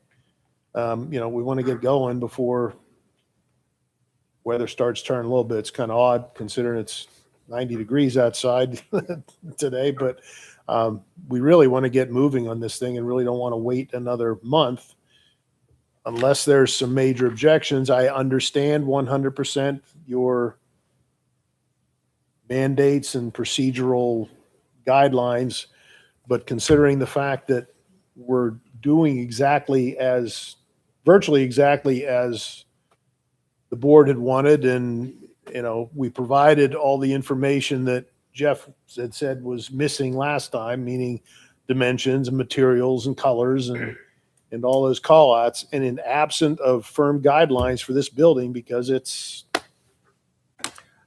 not historical in nature, I guess is the easiest way to put it. Tell us more about the lighting. Are there still, you show gooseneck lighting here, but are you planning to do any? With the new, no, not any of the gooseneck anymore. That was dropped. I was going to have him come back to show us the lighting Okay. and the cut sheets for the doors. Do you feel like you're ready for a motion? I'm getting there. Okay. I would be more than happy to provide, you know, light fixture cuts when Yeah. we have, And we when can we do know we that. do. But the plan right now is according to the submitted elevations. Mhm. In other words, light fixtures, sconce style, one on either side of the entryway. And because of the findings of the brick and the Rolock courses and the soldier courses, we really didn't feel that the previous scheme of the gooseneck fixtures across the top was appropriate any longer. And that's fine. I mean, here's what I would ask. That, whatever the motion we make for you tonight is, I would just hope that you keep fine tuning this, like we were talking about, working with what's there and, aligning new door openings and light fixtures to work with that existing picture frame division that was established. And I don't know, maybe the way to do this is to, I feel like we could certainly approve concept tonight and some details with the understanding that, maybe we could have, review by Jeff, myself, and Mike of, a further developed sketch. Does that sound reasonable? Thank you. Right. And I will be talking to city employees about this breach of conduct, in my opinion. The next submittal deadline is August 31st in order to get on the September agenda. That is a hard deadline. Okay. All right. So, One other thing we need detail on is pay attention to the coping across the parapet, since that's going to change in some fashion. We just need to know what that detail is, whether it's cast stone or aluminum or And whatever. it's something that we don't know yet, again, because we didn't want to rip that off and expose ourselves to weathering. Understood. It just, Yeah. we need just. So we want to provide, we want to Cover the resubmit detail. light fixtures, come back in with the plan and a cut sheet of light fixtures. The coping, once we tear that off and are getting ready to bring it back in. And then was there anything else that you wanted me to come back in with? well, The 11-foot 4-inch doors, that's a on revision. on this, you have signage indicated in kind of a diagrammatic way. I guess. it's a tenant building. We don't know what tenant we're going to have yet, Tenant's so gotta we have bring their no own idea of signage. It's consistent. The city's going to require, the building department's going to require we come back in with signage. They for would have to approval come of before signage this, anyway. this board as well for signage. Yeah. So Okay. that's not. So once we know what tenant is going to go in there, then we'll know what signage we have, and then we can come back in with that. I just gave an example of something we're thinking about where somebody's main signage might be, let's just say Joe's Bar and Grill. And then on the side, we might put, food and drinks or spirits and, whatever, Yeah. just to, Well, and my only comment was going to be, even if this is just a placeholder now, I'd like to see it, sort of centered and done in a way that it all relates. That's all. center the signage. Yeah. You mean the two side signs? Because the middle one is centered. Yeah. I think I understand what you're trying to do, but, understood this will be a later submittal. But, since we're talking about tweaking things, I just wanted to get that on the radar. So the only other question I have for the commission is we don't typically allow painted brick. Right? Especially on a contributory structure. Um, Whether this one is actually contributory, I think is up for discussion and debate. Yeah. But I think I'm kind of leaning towards it's been bastardized enough that it's no longer contributory. So I think we just need to have a little Well, dialogue on painting brick to be comfortable with that. follow to that is that it is reversible ultimately. The soft blast of nutshells or whatever, it could be returned to. I think in my mind, I know I asked the question, but also that the brick that's below in its brown and, it has a very not contributory feel to it, right? So I think actually making it all the same color and more uniform is going to be a pretty big improvement as to as opposed to the hodgepodge of masonries we have here. Would we want to see like the bright white that they're proposing? Because it's definitely that they want to use bright white, and that's sort of, Well, that's if I definitely were- a color we don't normally approve. If I were to hypothetically make a motion for this, I would probably say we'd want them to bring the pink color selection back for review and approval. Yeah. Now, if there were a hypothetical motion, a hypothetical color discussion on hypothetical whites, would the board be looking for something off-white? Yes, Is that pretty hard and fast? yes. Because that's not in tune with today's current, shall we call it the modern farmhouse? I cringe at that, but Yeah. it's not in tune with that look at all. We ain't a neighborhood of modern farmhouses, sir.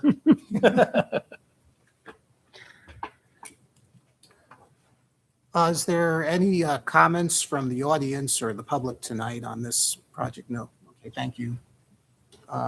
Do we feel ready for a motion on this, Todd? Yes, I'll make a motion Thank you.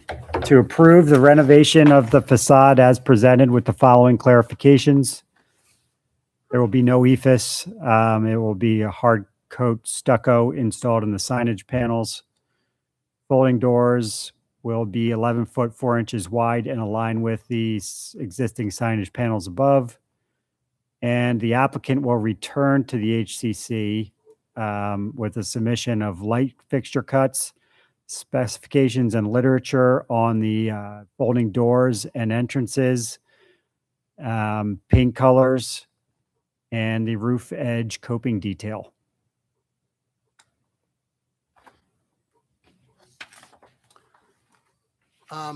No issues here. All right, is there any second on that motion?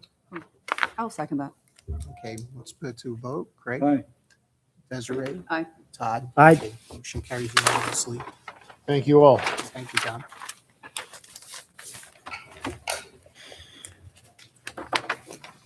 As long as I didn't make you mad, because the guy behind me said, if you make him mad, he said, he's going to get me, so. Thanks again. Get rid of that.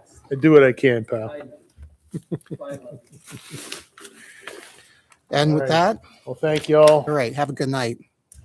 That brings us up to our last item, 127 East 4th Street, and thank you for your patience tonight. John? John, I don't think so. You can. he doesn't want it.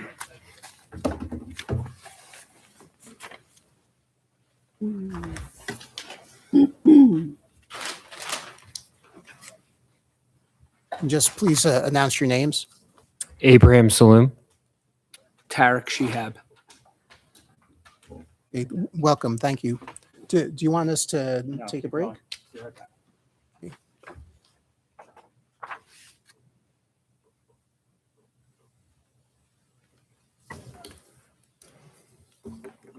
I think we should wait a minute.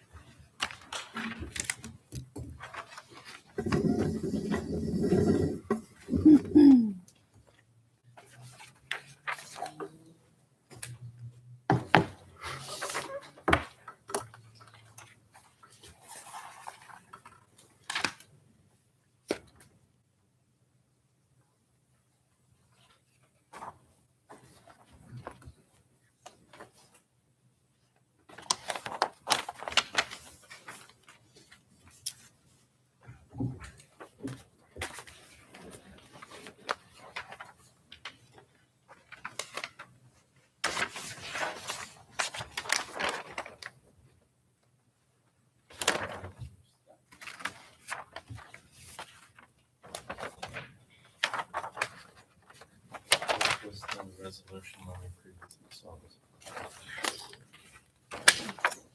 I have more stuff. Okay. Yeah, I thought some things may have changed.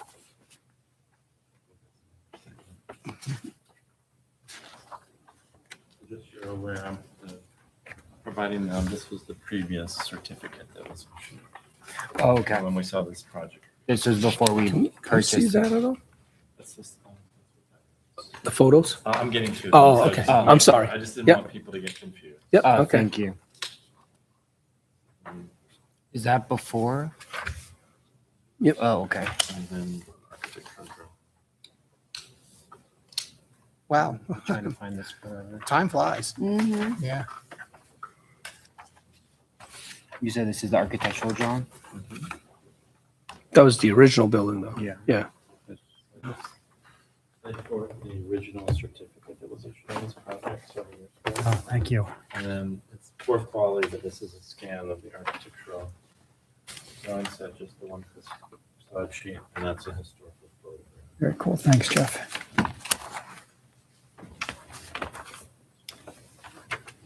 Is that sample, is that Colby sample part Yeah. of your submittal? Okay.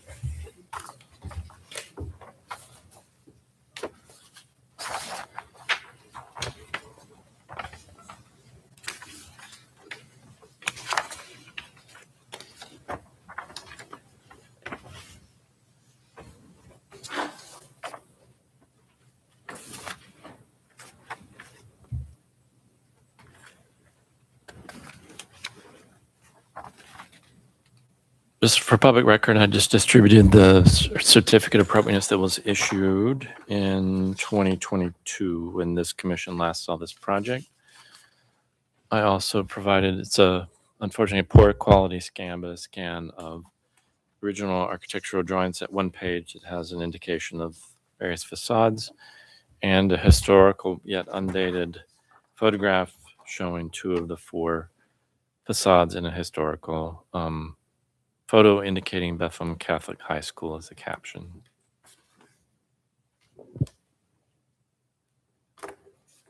Building description, period, style, and defining features.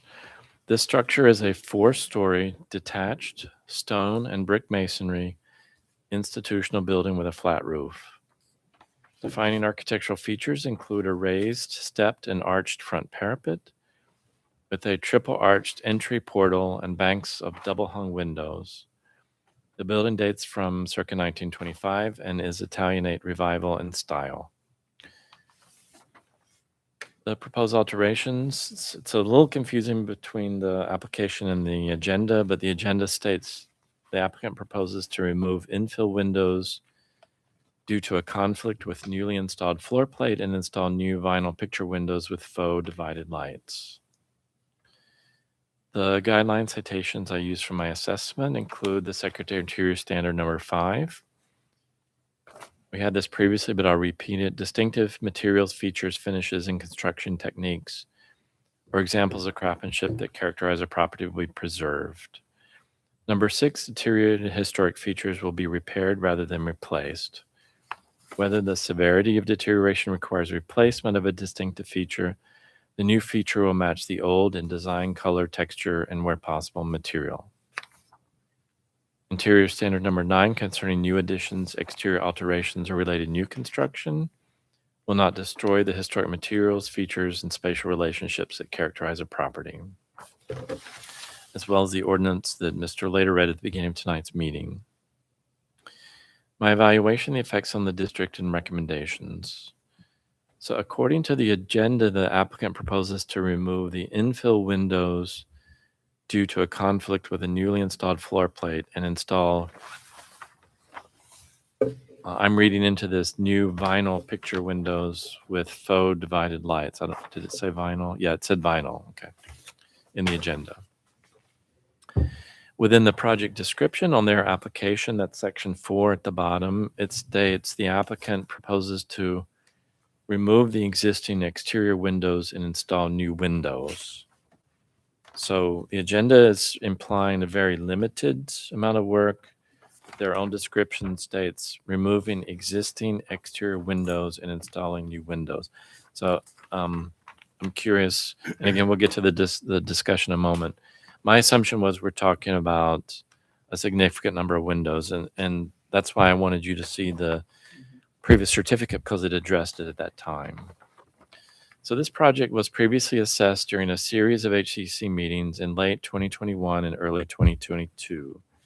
I don't remember how many, but I think several of us witnessed those. I think 2 of you were not part of the commission at that time, but we did have quite a few discussions about this project. It's a very important project for South Bethlehem. Among the various issues discussed with the applicant at that time was replacement of all existing windows on all 4 facades. Because the existing windows were not original, the applicant wanted to improve the energy efficiency. So HCC incorporated language into a motion that was ultimately approved by Bethlehem City Council on February 15, 2022. And that's the ordinance, the COA you have in front of you. It has a lot going on, but I'm going to read specifically about windows. It states, quote, existing window openings will receive new aluminum window replacements. Existing sash configurations, whether they be single hung, double hung, or triple hung, are to be retained, but with divided lights. And typically there were 6 lights per sash, and we see that from the historical drawing as well as the photograph, in order to replicate the original character defining details. The lights are either true divides or simulated divides, i.e., if they're simulated, the buttons should be applied to the exterior glass surface, not sandwiched between glazing. Existing mullions between the gangs of windows are to be retained. Window replacements will be custom sized to fit the existing historical openings. And we were presented at that time with floor plans, and I had noted that several locations of floor plans, interior wall systems interrupted the windows. And the applicant at that time agreed to modify the wall placements to avoid interruptions of any of the windows. And the typical language, reflective, tinted, or colored glazing is not appropriate. So those were the standard kind of single, double, and triple windows you see in the historical photographs. That was what the intent was. There were a couple of historical window openings that had been closed, bricked over. They were to be reopened. in all missing details to match the existing sills, lintels, mullions, etc. There was one opening on the west facade near the southwest corner that was allowed to be closed, but they needed to replace the infill with brick units that matched and the mortar joints to match the existing. So that's what we dealt with windows at that time. The proposed window styles were based on historical photographs and architectural drawings that confirm the original window configurations. The previous applicant did not present proposals for the large double height window openings at the rear or north facade, as well as both side or east and west facades, because they were still closed over. And I think tonight also deals with those, and we'll get the applicant to clarify. At that time, that applicant agreed to investigate the potential for the existence of original character-defining mullions between the gangs of windows before coming back to the HCC with a modified design approach for those windows. So you did not pass any resolution on the large windows that are on, if I remember correctly, 3 of the facades, both sides and the rear facade. They were to come back after doing some investigative demolition to see, especially from the historical photograph, if any of that historical material was still there. The applicant also agreed to submit product information. Just like the previous application, we had no cut sheets, no specifications on the proposed windows. And at that time, we also talked about doors. They were to be submitted. It was agreed they would be submitted to the City of Bethlehem for final review by the building inspector, the historic officer, and the HCC chair prior to fabrication and installation. According to my records, no such product information or samples were ever provided for the windows and doors, so there was never a final review of the proposal conducted. The current application identifies a different applicant. We see different people sitting in front of us today. While the supporting documentation is lacking in very basic information we typically would need to do any kind of assessment for rehabilitation. There's only one elevation drawing. The building has 4 facades. We only see one. It's labeled A12, right side elevation. I've never heard that description of a building. Right side depends on your vantage point. A building theoretically has 4 right sides depending on where you're standing. So that's takes a bit of investigation. Clarification is warranted to determine if the lack of other elevations imply that windows on the remaining facades are not being proposed for replacement. The windows that are depicted on the provided drawings do not adhere to the conditions of the previous certificate. For example, there are no divided lights. I could go on and on about what's missing. Similarly, the large double height window openings do not indicate any attempt by the applicant to investigate the existence of original character-defining mullions between the gangs of windows. What we see is a very inappropriate replacement for various reasons. The 2 supplemental drawings depict cross-sections of what is presumed to be the proposed replacement window. Those drawings are not accompanied by any specifications. I did see the name Colby, so I went to that website. We've never assessed Colby's windows before. It does state something to the effect of all polymer, which is a vinyl replacement window. That is specifically identified in our design guidelines as inappropriate within the district. Unless the new applicant can clarify otherwise, this proposal is inappropriate and original details from the original application still stand, as recommended by the HC and approved at that time by City Council. Should the HCC determine the proposed replacements are appropriate during a discussion now with the applicant, the inappropriate divided lights must be addressed. So they are proposing, as far as I can tell, some kind of an infill in those large windows. They have no relation or relevance to anything historical, to be blunt. Right. The lights are wider than they are tall. They align with no other windows in the rest of the project. They show, in my opinion, no indication of any thought process whatsoever, except simply trying to insert windows into some kind of design that we're not even privy to. We were not presented with floor plans. So it's very hard to understand really the thought process here.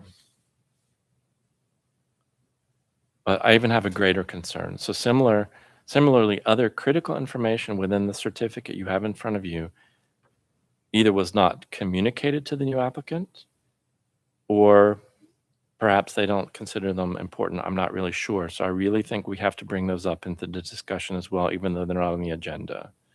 Right. Again, they were very critical. We discussed these many times, and a certificate was produced. Those details included also just the name of it. It was at that time a mixed-use building, implying there could be a commercial tenant and 24 residential units. That's in the certificate. If that's changed, we need to discuss that and amend the certificate. The applicant agreed to modify the design of a ramp to make it ADA compliant on the west facade so that it did not interrupt the historical windows. We have no indication if that ramp has been modified, and if so, what they're going to do about it. The existing doors were to be replaced. There's no mention of those doors. We set guidelines of what the replacement door should be like. I see any indication of replacement doors. There was a long discussion of how they should clean the exterior masonry surfaces so that it met the Secretary of Interior standards. There were all kinds of abandoned fasteners, conduits, brackets, all kinds of things that they agreed to remove and patch any resulting voids so that would match the existing materials. I even gave them guidelines from the National Park Service of how to do that appropriately. There are inappropriate PVC piping downspouts. They were to be replaced with copper downspouts. I don't see reference to any of that. The applicant was encouraged to reconsider the entire northwest corner to improve access and the visual connection to the public greenway. Again, we're not presented with floor plans or a view of that corner of the building, so I have no idea what their plans are for that section. I also pointed out at that time that the existing light fixtures as well as signage necessitate subsequent HCC reviews. It's possible they're not far along in their thought process, but I still don't want to forget that, lights, signage, all those things still require views. So in my opinion, if the current proposal for the inappropriate replacement windows is any indication, it can only be assumed that the applicant is, again, either unaware or not willing to address these important other issues. In my opinion, any revisions to the above details must be incorporated into a new motion and ultimately submitted to City Council to amend that motion for subsequent review and approval. So I know that the agenda says window replacements, but in my opinion, there's potentially a lot more going on here. And that's why it's important to always refer back to the original certificate that you have in front of you.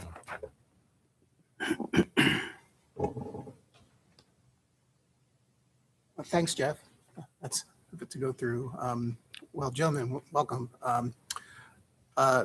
So is there a new owner on this that you're working for? Who's the current owner? Yeah, the current owner, his name is Rikin Patel. Oh, okay. But, excuse me, I just wanted to clarify or clear up the confusion because when I met actually Michael Simonson out there when we did a walkthrough of everything. Okay. And for the windows, when we discussed, it was to my understanding, the way that he explained it was that since it was already closed from the original opening to the building, the previous owners went through this process. So all we had to do was whatever window was in that infill siding opening is what we had to present. So that's why it was presented that way. And also we were approved for 37 units. And so it sounds like, what was it originally, 20 units and 24. 24, and now it's 37. Yeah. I think it would probably be really helpful for us to have an overview of the whole project and maybe, and I say that like, in other words, like if we had the plans, then we could understand better what you're trying to do with the Yeah. So when I windows. came in to submit the plans, I was told to just extract these two Okay. sheets and then submit them that way along with the sample, the window sample. One of the things we might have to check out on this is that my understanding from when we reviewed this previously, the original sale from the Diocese of Allentown to whoever the first buyer was. I don't remember exactly. Mhm.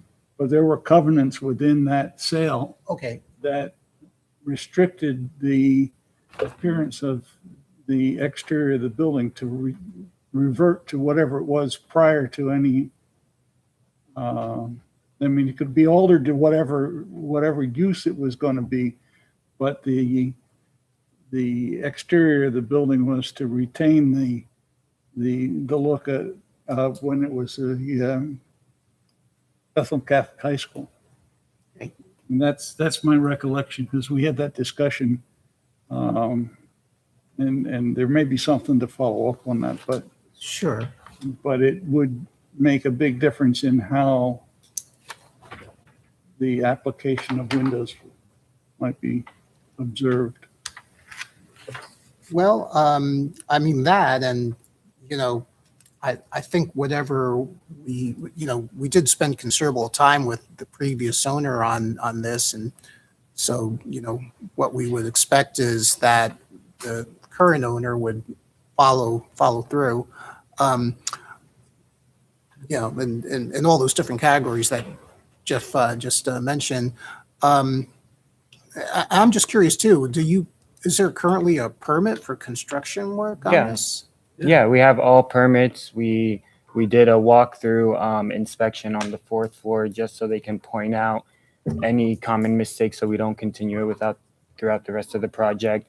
I didn't do anything. I submitted photos of what it looks like interior wise. Nothing was touched or demoed from any exterior work because I didn't get any approvals yet.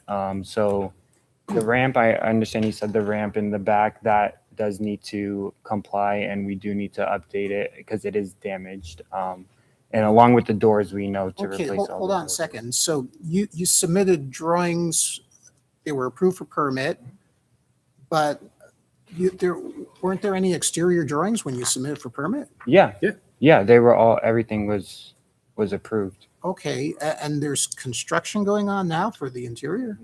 I did all necessary inspections, which were the footers in the gymnasium. Did all that, and then Yeah. framing, and now we are still continuing with. I'm just a little bit confused, like how, it sounds like if you went from 20 units to 37 units, there must have been, you know, like I see there's some real significant changes, and why are we first seeing it, you know? Were you given the The previous resolution from the February of 2021? No, No. we were only told originally from the previous owner that he told our new owner, the only thing that needed to be changed were the windows on the east and west elevations. And that's when That's I where met the Mike. siding is at. Hmm. And then when he met with Mike, Mike told him just to, because what we did on the previous first floor, it was a 20-foot ceiling. Yeah. We put a floor in between. Okay, And so Mike said, basically now what we're doing is we're going to put a window on the new first floor and a window on the new second on floor. the second floor. And then the gymnasium in the basement, again, that was a 20-foot ceiling, I believe, roughly. We ended up putting a floor in there with more apartments. And everything went through the inspection, went through third party, and everything was approved. And they started construction, they did framing. I mean, basically, it's all framed out. Let me ask you a couple basic questions about today's submission. So I think we're looking at the east elevation. Does that make sense? You know, in other words, you know, here's a picture, here's the front. Yes. This Yeah. drawing, I guess, is this side, right? Yes. Yes. Okay. Is this new siding? No, that's the existing. That's siding. existing. And Okay. that's where Mike said, basically, there was one window, I believe, in there. There is. So, Like the- Yeah, they submitted several. okay, Yes. so there must be some new siding to do what you're proposing, right? Yeah, we would have Okay. add siding where the floor. Where we're splitting it up. But Okay, that's not what was approved by the HCC, and that's the problem. We didn't know that. but No, that's- I yeah. know, but So that was never, This that was should- never given to the new owner when they bought it. that should have been given It's Part part of of it. the sale. Yeah, part of the sale, because, Okay, I'm still at a loss why no one in the city in reviewing revised drawings yeah. caught this either. So it's a little bit of a mystery. Um, you know, Even this one, Gary, I'm sorry, like that one right there. We were told we didn't have to do anything to that. okay. Well, all right, let's talk a little bit more about, what's in front of us today. And it sounds like today we're only reviewing this proposed Colby window unit, and we're reviewing, I guess, it looks like just a new size and proportion that, I understand where you're going, but I think based on the previous certificate of appropriateness and the direction of the HCC to remove the siding and explore what's underneath there, we can't do anything with the application that's in front of us until that occurs, unless we're willing to override that with a new COA, and I'm not going to do that. I'm not going to do that. Me either. Yeah, I won't either. okay. So, I guess it sounds like there would be a motion to deny this project with the reasons you just mentioned. I think Jeff's given you some feedback. I mean, I imagine you probably feel a little bit bowled over right now, but, I genuinely feel bad about that. But the fact that you don't have this is a major problem, I think, between the guy that sold you the property and the guy that bought it. That's just my opinion. I don't really have the ability to weigh in on that, I'm but sorry, what did you say? The guy who sold it? I mean, somehow you should have, whoever bought the building should be given this COA. I mean, these were promises made by the person that Yeah. applied, right? Yeah, and if the seller never gave it, Yeah. Yeah. And it's, yeah, It's not like it's unprominent. so I feel like there's a Raphael. couple of failures. there's here. a couple of failures here. There's a necessity for some sort of review beyond our discussion at the table tonight. So, and I think if we're going to evaluate a new certificate of appropriateness that reconsiders everything in this list, this is not enough Right. information to do that. Yeah. Right? I agree. Do we all agree with that? I mean, we need to understand Mhm. more what this project is about, I guess. I mean, I understand the projects evolve between owners. Point but of order, rather than a denial, you could table. we could. Thank you. But there is a timeline on table. Tabling, yeah. There is a timeline on tabling, but if all parties are mutually in agreement, that timeline can be extended. So the applicant would, because I just stated the submittal for the next meeting and the official timeline is 2 meetings. So that would mean they would have to have new information submitted by the 31st of August. That's not very much time. Yeah. But if they agree and you agree as a body, they need more time, you can extend that time frame. But it has to be mutual among all parties.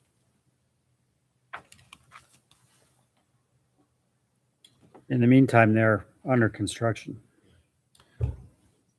Let me ask a couple of questions about what's submitted. So I'm looking at your drawing A9, and I guess when you call out, is the second floor, what was the existing floor level? Yeah. Okay, so the third floor is like a new floor level. New floor. Okay. What I'm wondering too, you may gather, I think maybe the primary thing we're looking for here, in addition to what Todd said, is at least some kind of relation with the original window proportions. this seems like it comes from outer space. It doesn't seem like it has anything to do with the building. I'm sorry, go ahead. Yeah, when you say the original, do you mean this original or original when we bought it? Yeah, yes, Original. the original. Original, okay. So, Back from like 19 whatever. yeah. Okay. But let me ask you this too. Well, what I was going to say is, I think you have to really work with the original proportions in this. That would be a starter, but I'm also wondering why the sill heights are kind of funny. Like the second floor is almost 5 feet, right? 4 foot 10 and a half. And then the third floor is, That's what this sill is. Oh. That's the existing sill height. Yeah. So in this picture, okay. you can see that's the existing sill. You could see the floor framing in there, Yeah. which is between the right window. there, right? That's basically, that's where it hits. Oh, like is this right a at the current check rail. picture? Yeah. Yes, that's the current picture. Okay. Sorry, is it not in color? Yeah. So this is the second. No, go to the outside.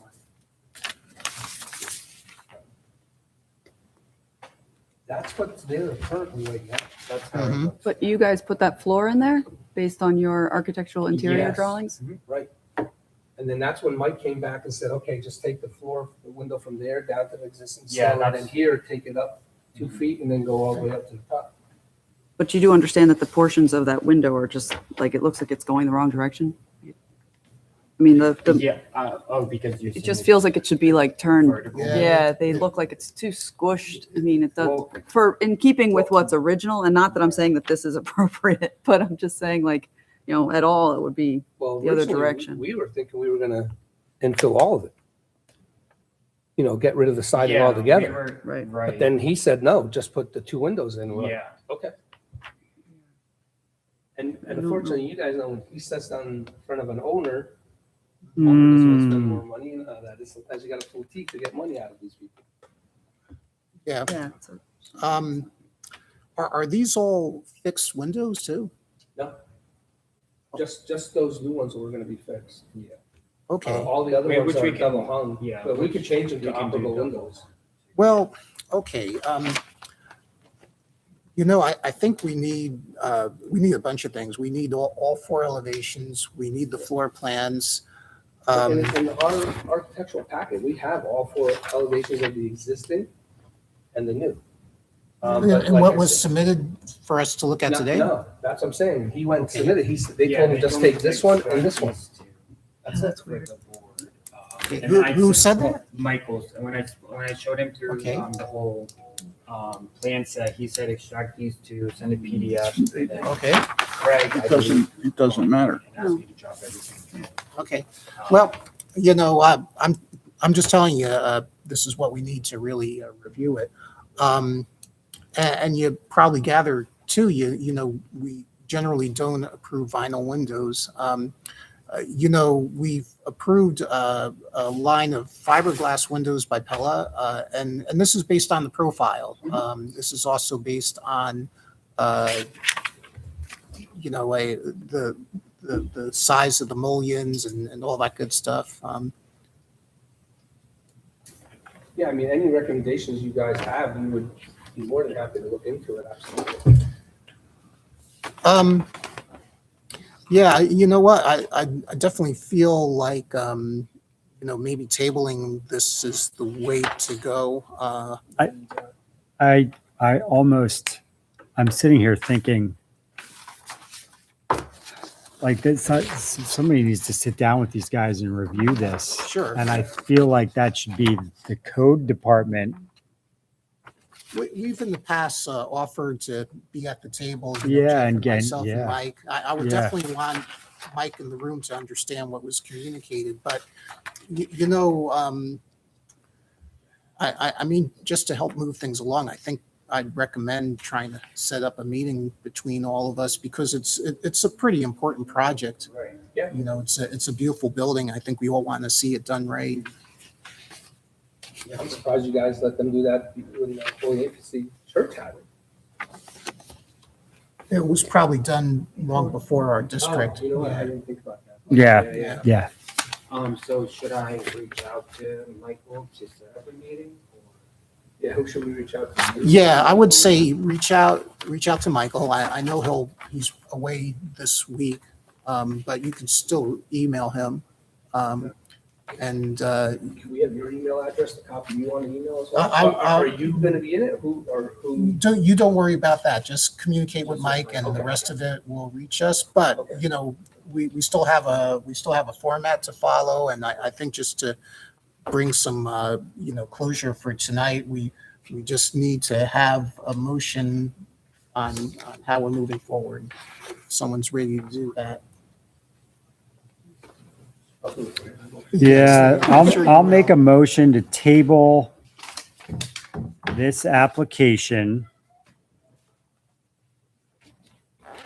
And With an extension. yeah, with an extension, if that's agreeable with the Yes. applicant.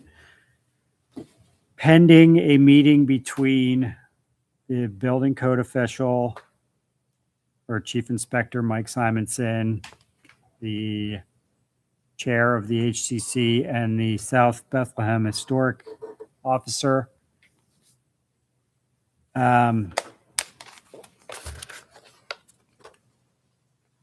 The purpose of that meeting is to review the previous certificate of appropriateness and the requirements stipulated within.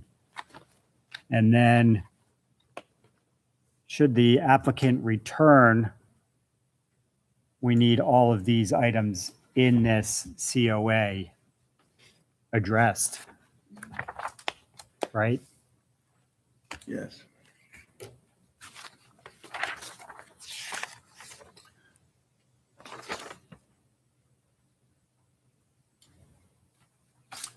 Okay. Great. Second? No. No, Jeff he can't needs do he needs I'll somebody. second. Thank you, I that's thought right. you needed a second. Yeah, that. I need a second too, Jeff. Craig? Aye. Desiree? Aye. Okay, Todd? Aye. Okay, thanks. And yeah, and you got plenty of feedback from Jeff. You kind of have a good idea of where we stand on things. So again, just reach out to Mike as soon as you. Yeah, you send him an can. email. Yeah, I think we should, in addition, determine what the extension is to the tabling. It doesn't have to be in our motion. But since all parties have to agree to it, we need to discuss that now since we're extending it. And we are extending it because the deadline, if we followed it, is too short to resolve this. So can we agree to table till the October meeting? Or do we need more time than that? Well, I How think do that, you as I the think that's going to applicant be feel? depending on what Mike and what we come up with Yeah. that meeting. I'd say that we should err on making it like, say, the November meeting, and if it happens sooner than that, that's all fine. Yep, okay. I agree with that. Then the motion should be to table till the November meeting. And so for reference, that's November the 16th with all application materials due by October 26. If they get everything in the previous or the earlier meeting, you would still be willing to see, they don't have to sit on it if they're ready, correct? right. Correct. Okay. So for reference, the October meeting is scheduled for October 19, and all items are due by September 28.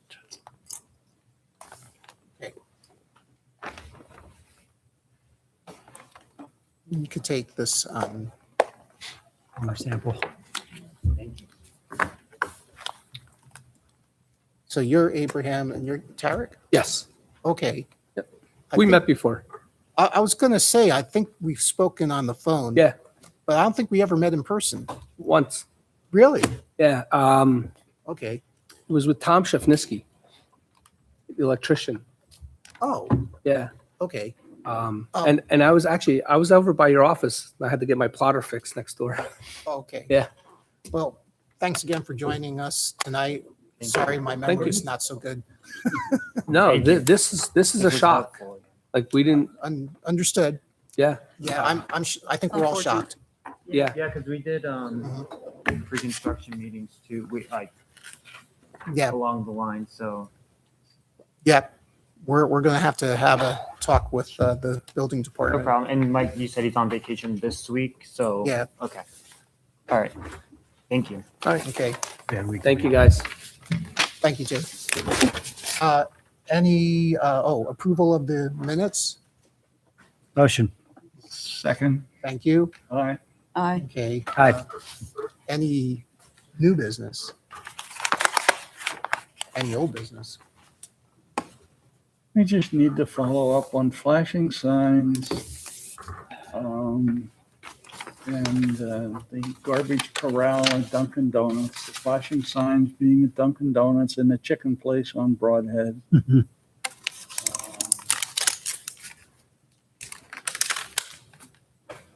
Yeah, same old. Arts Quest looks good with the sidewalk now usable. Oh, okay. There was a whole chorus of cheers that went up that I heard from when that became. Yeah, it went away. Oh, wow. It was tough with both sides of the Yeah. street blocked. All right, I'm going to officially end the Yeah, meeting. motion to adjourn. Thank you. Done.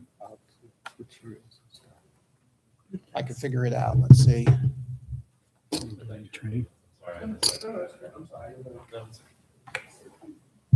Okay.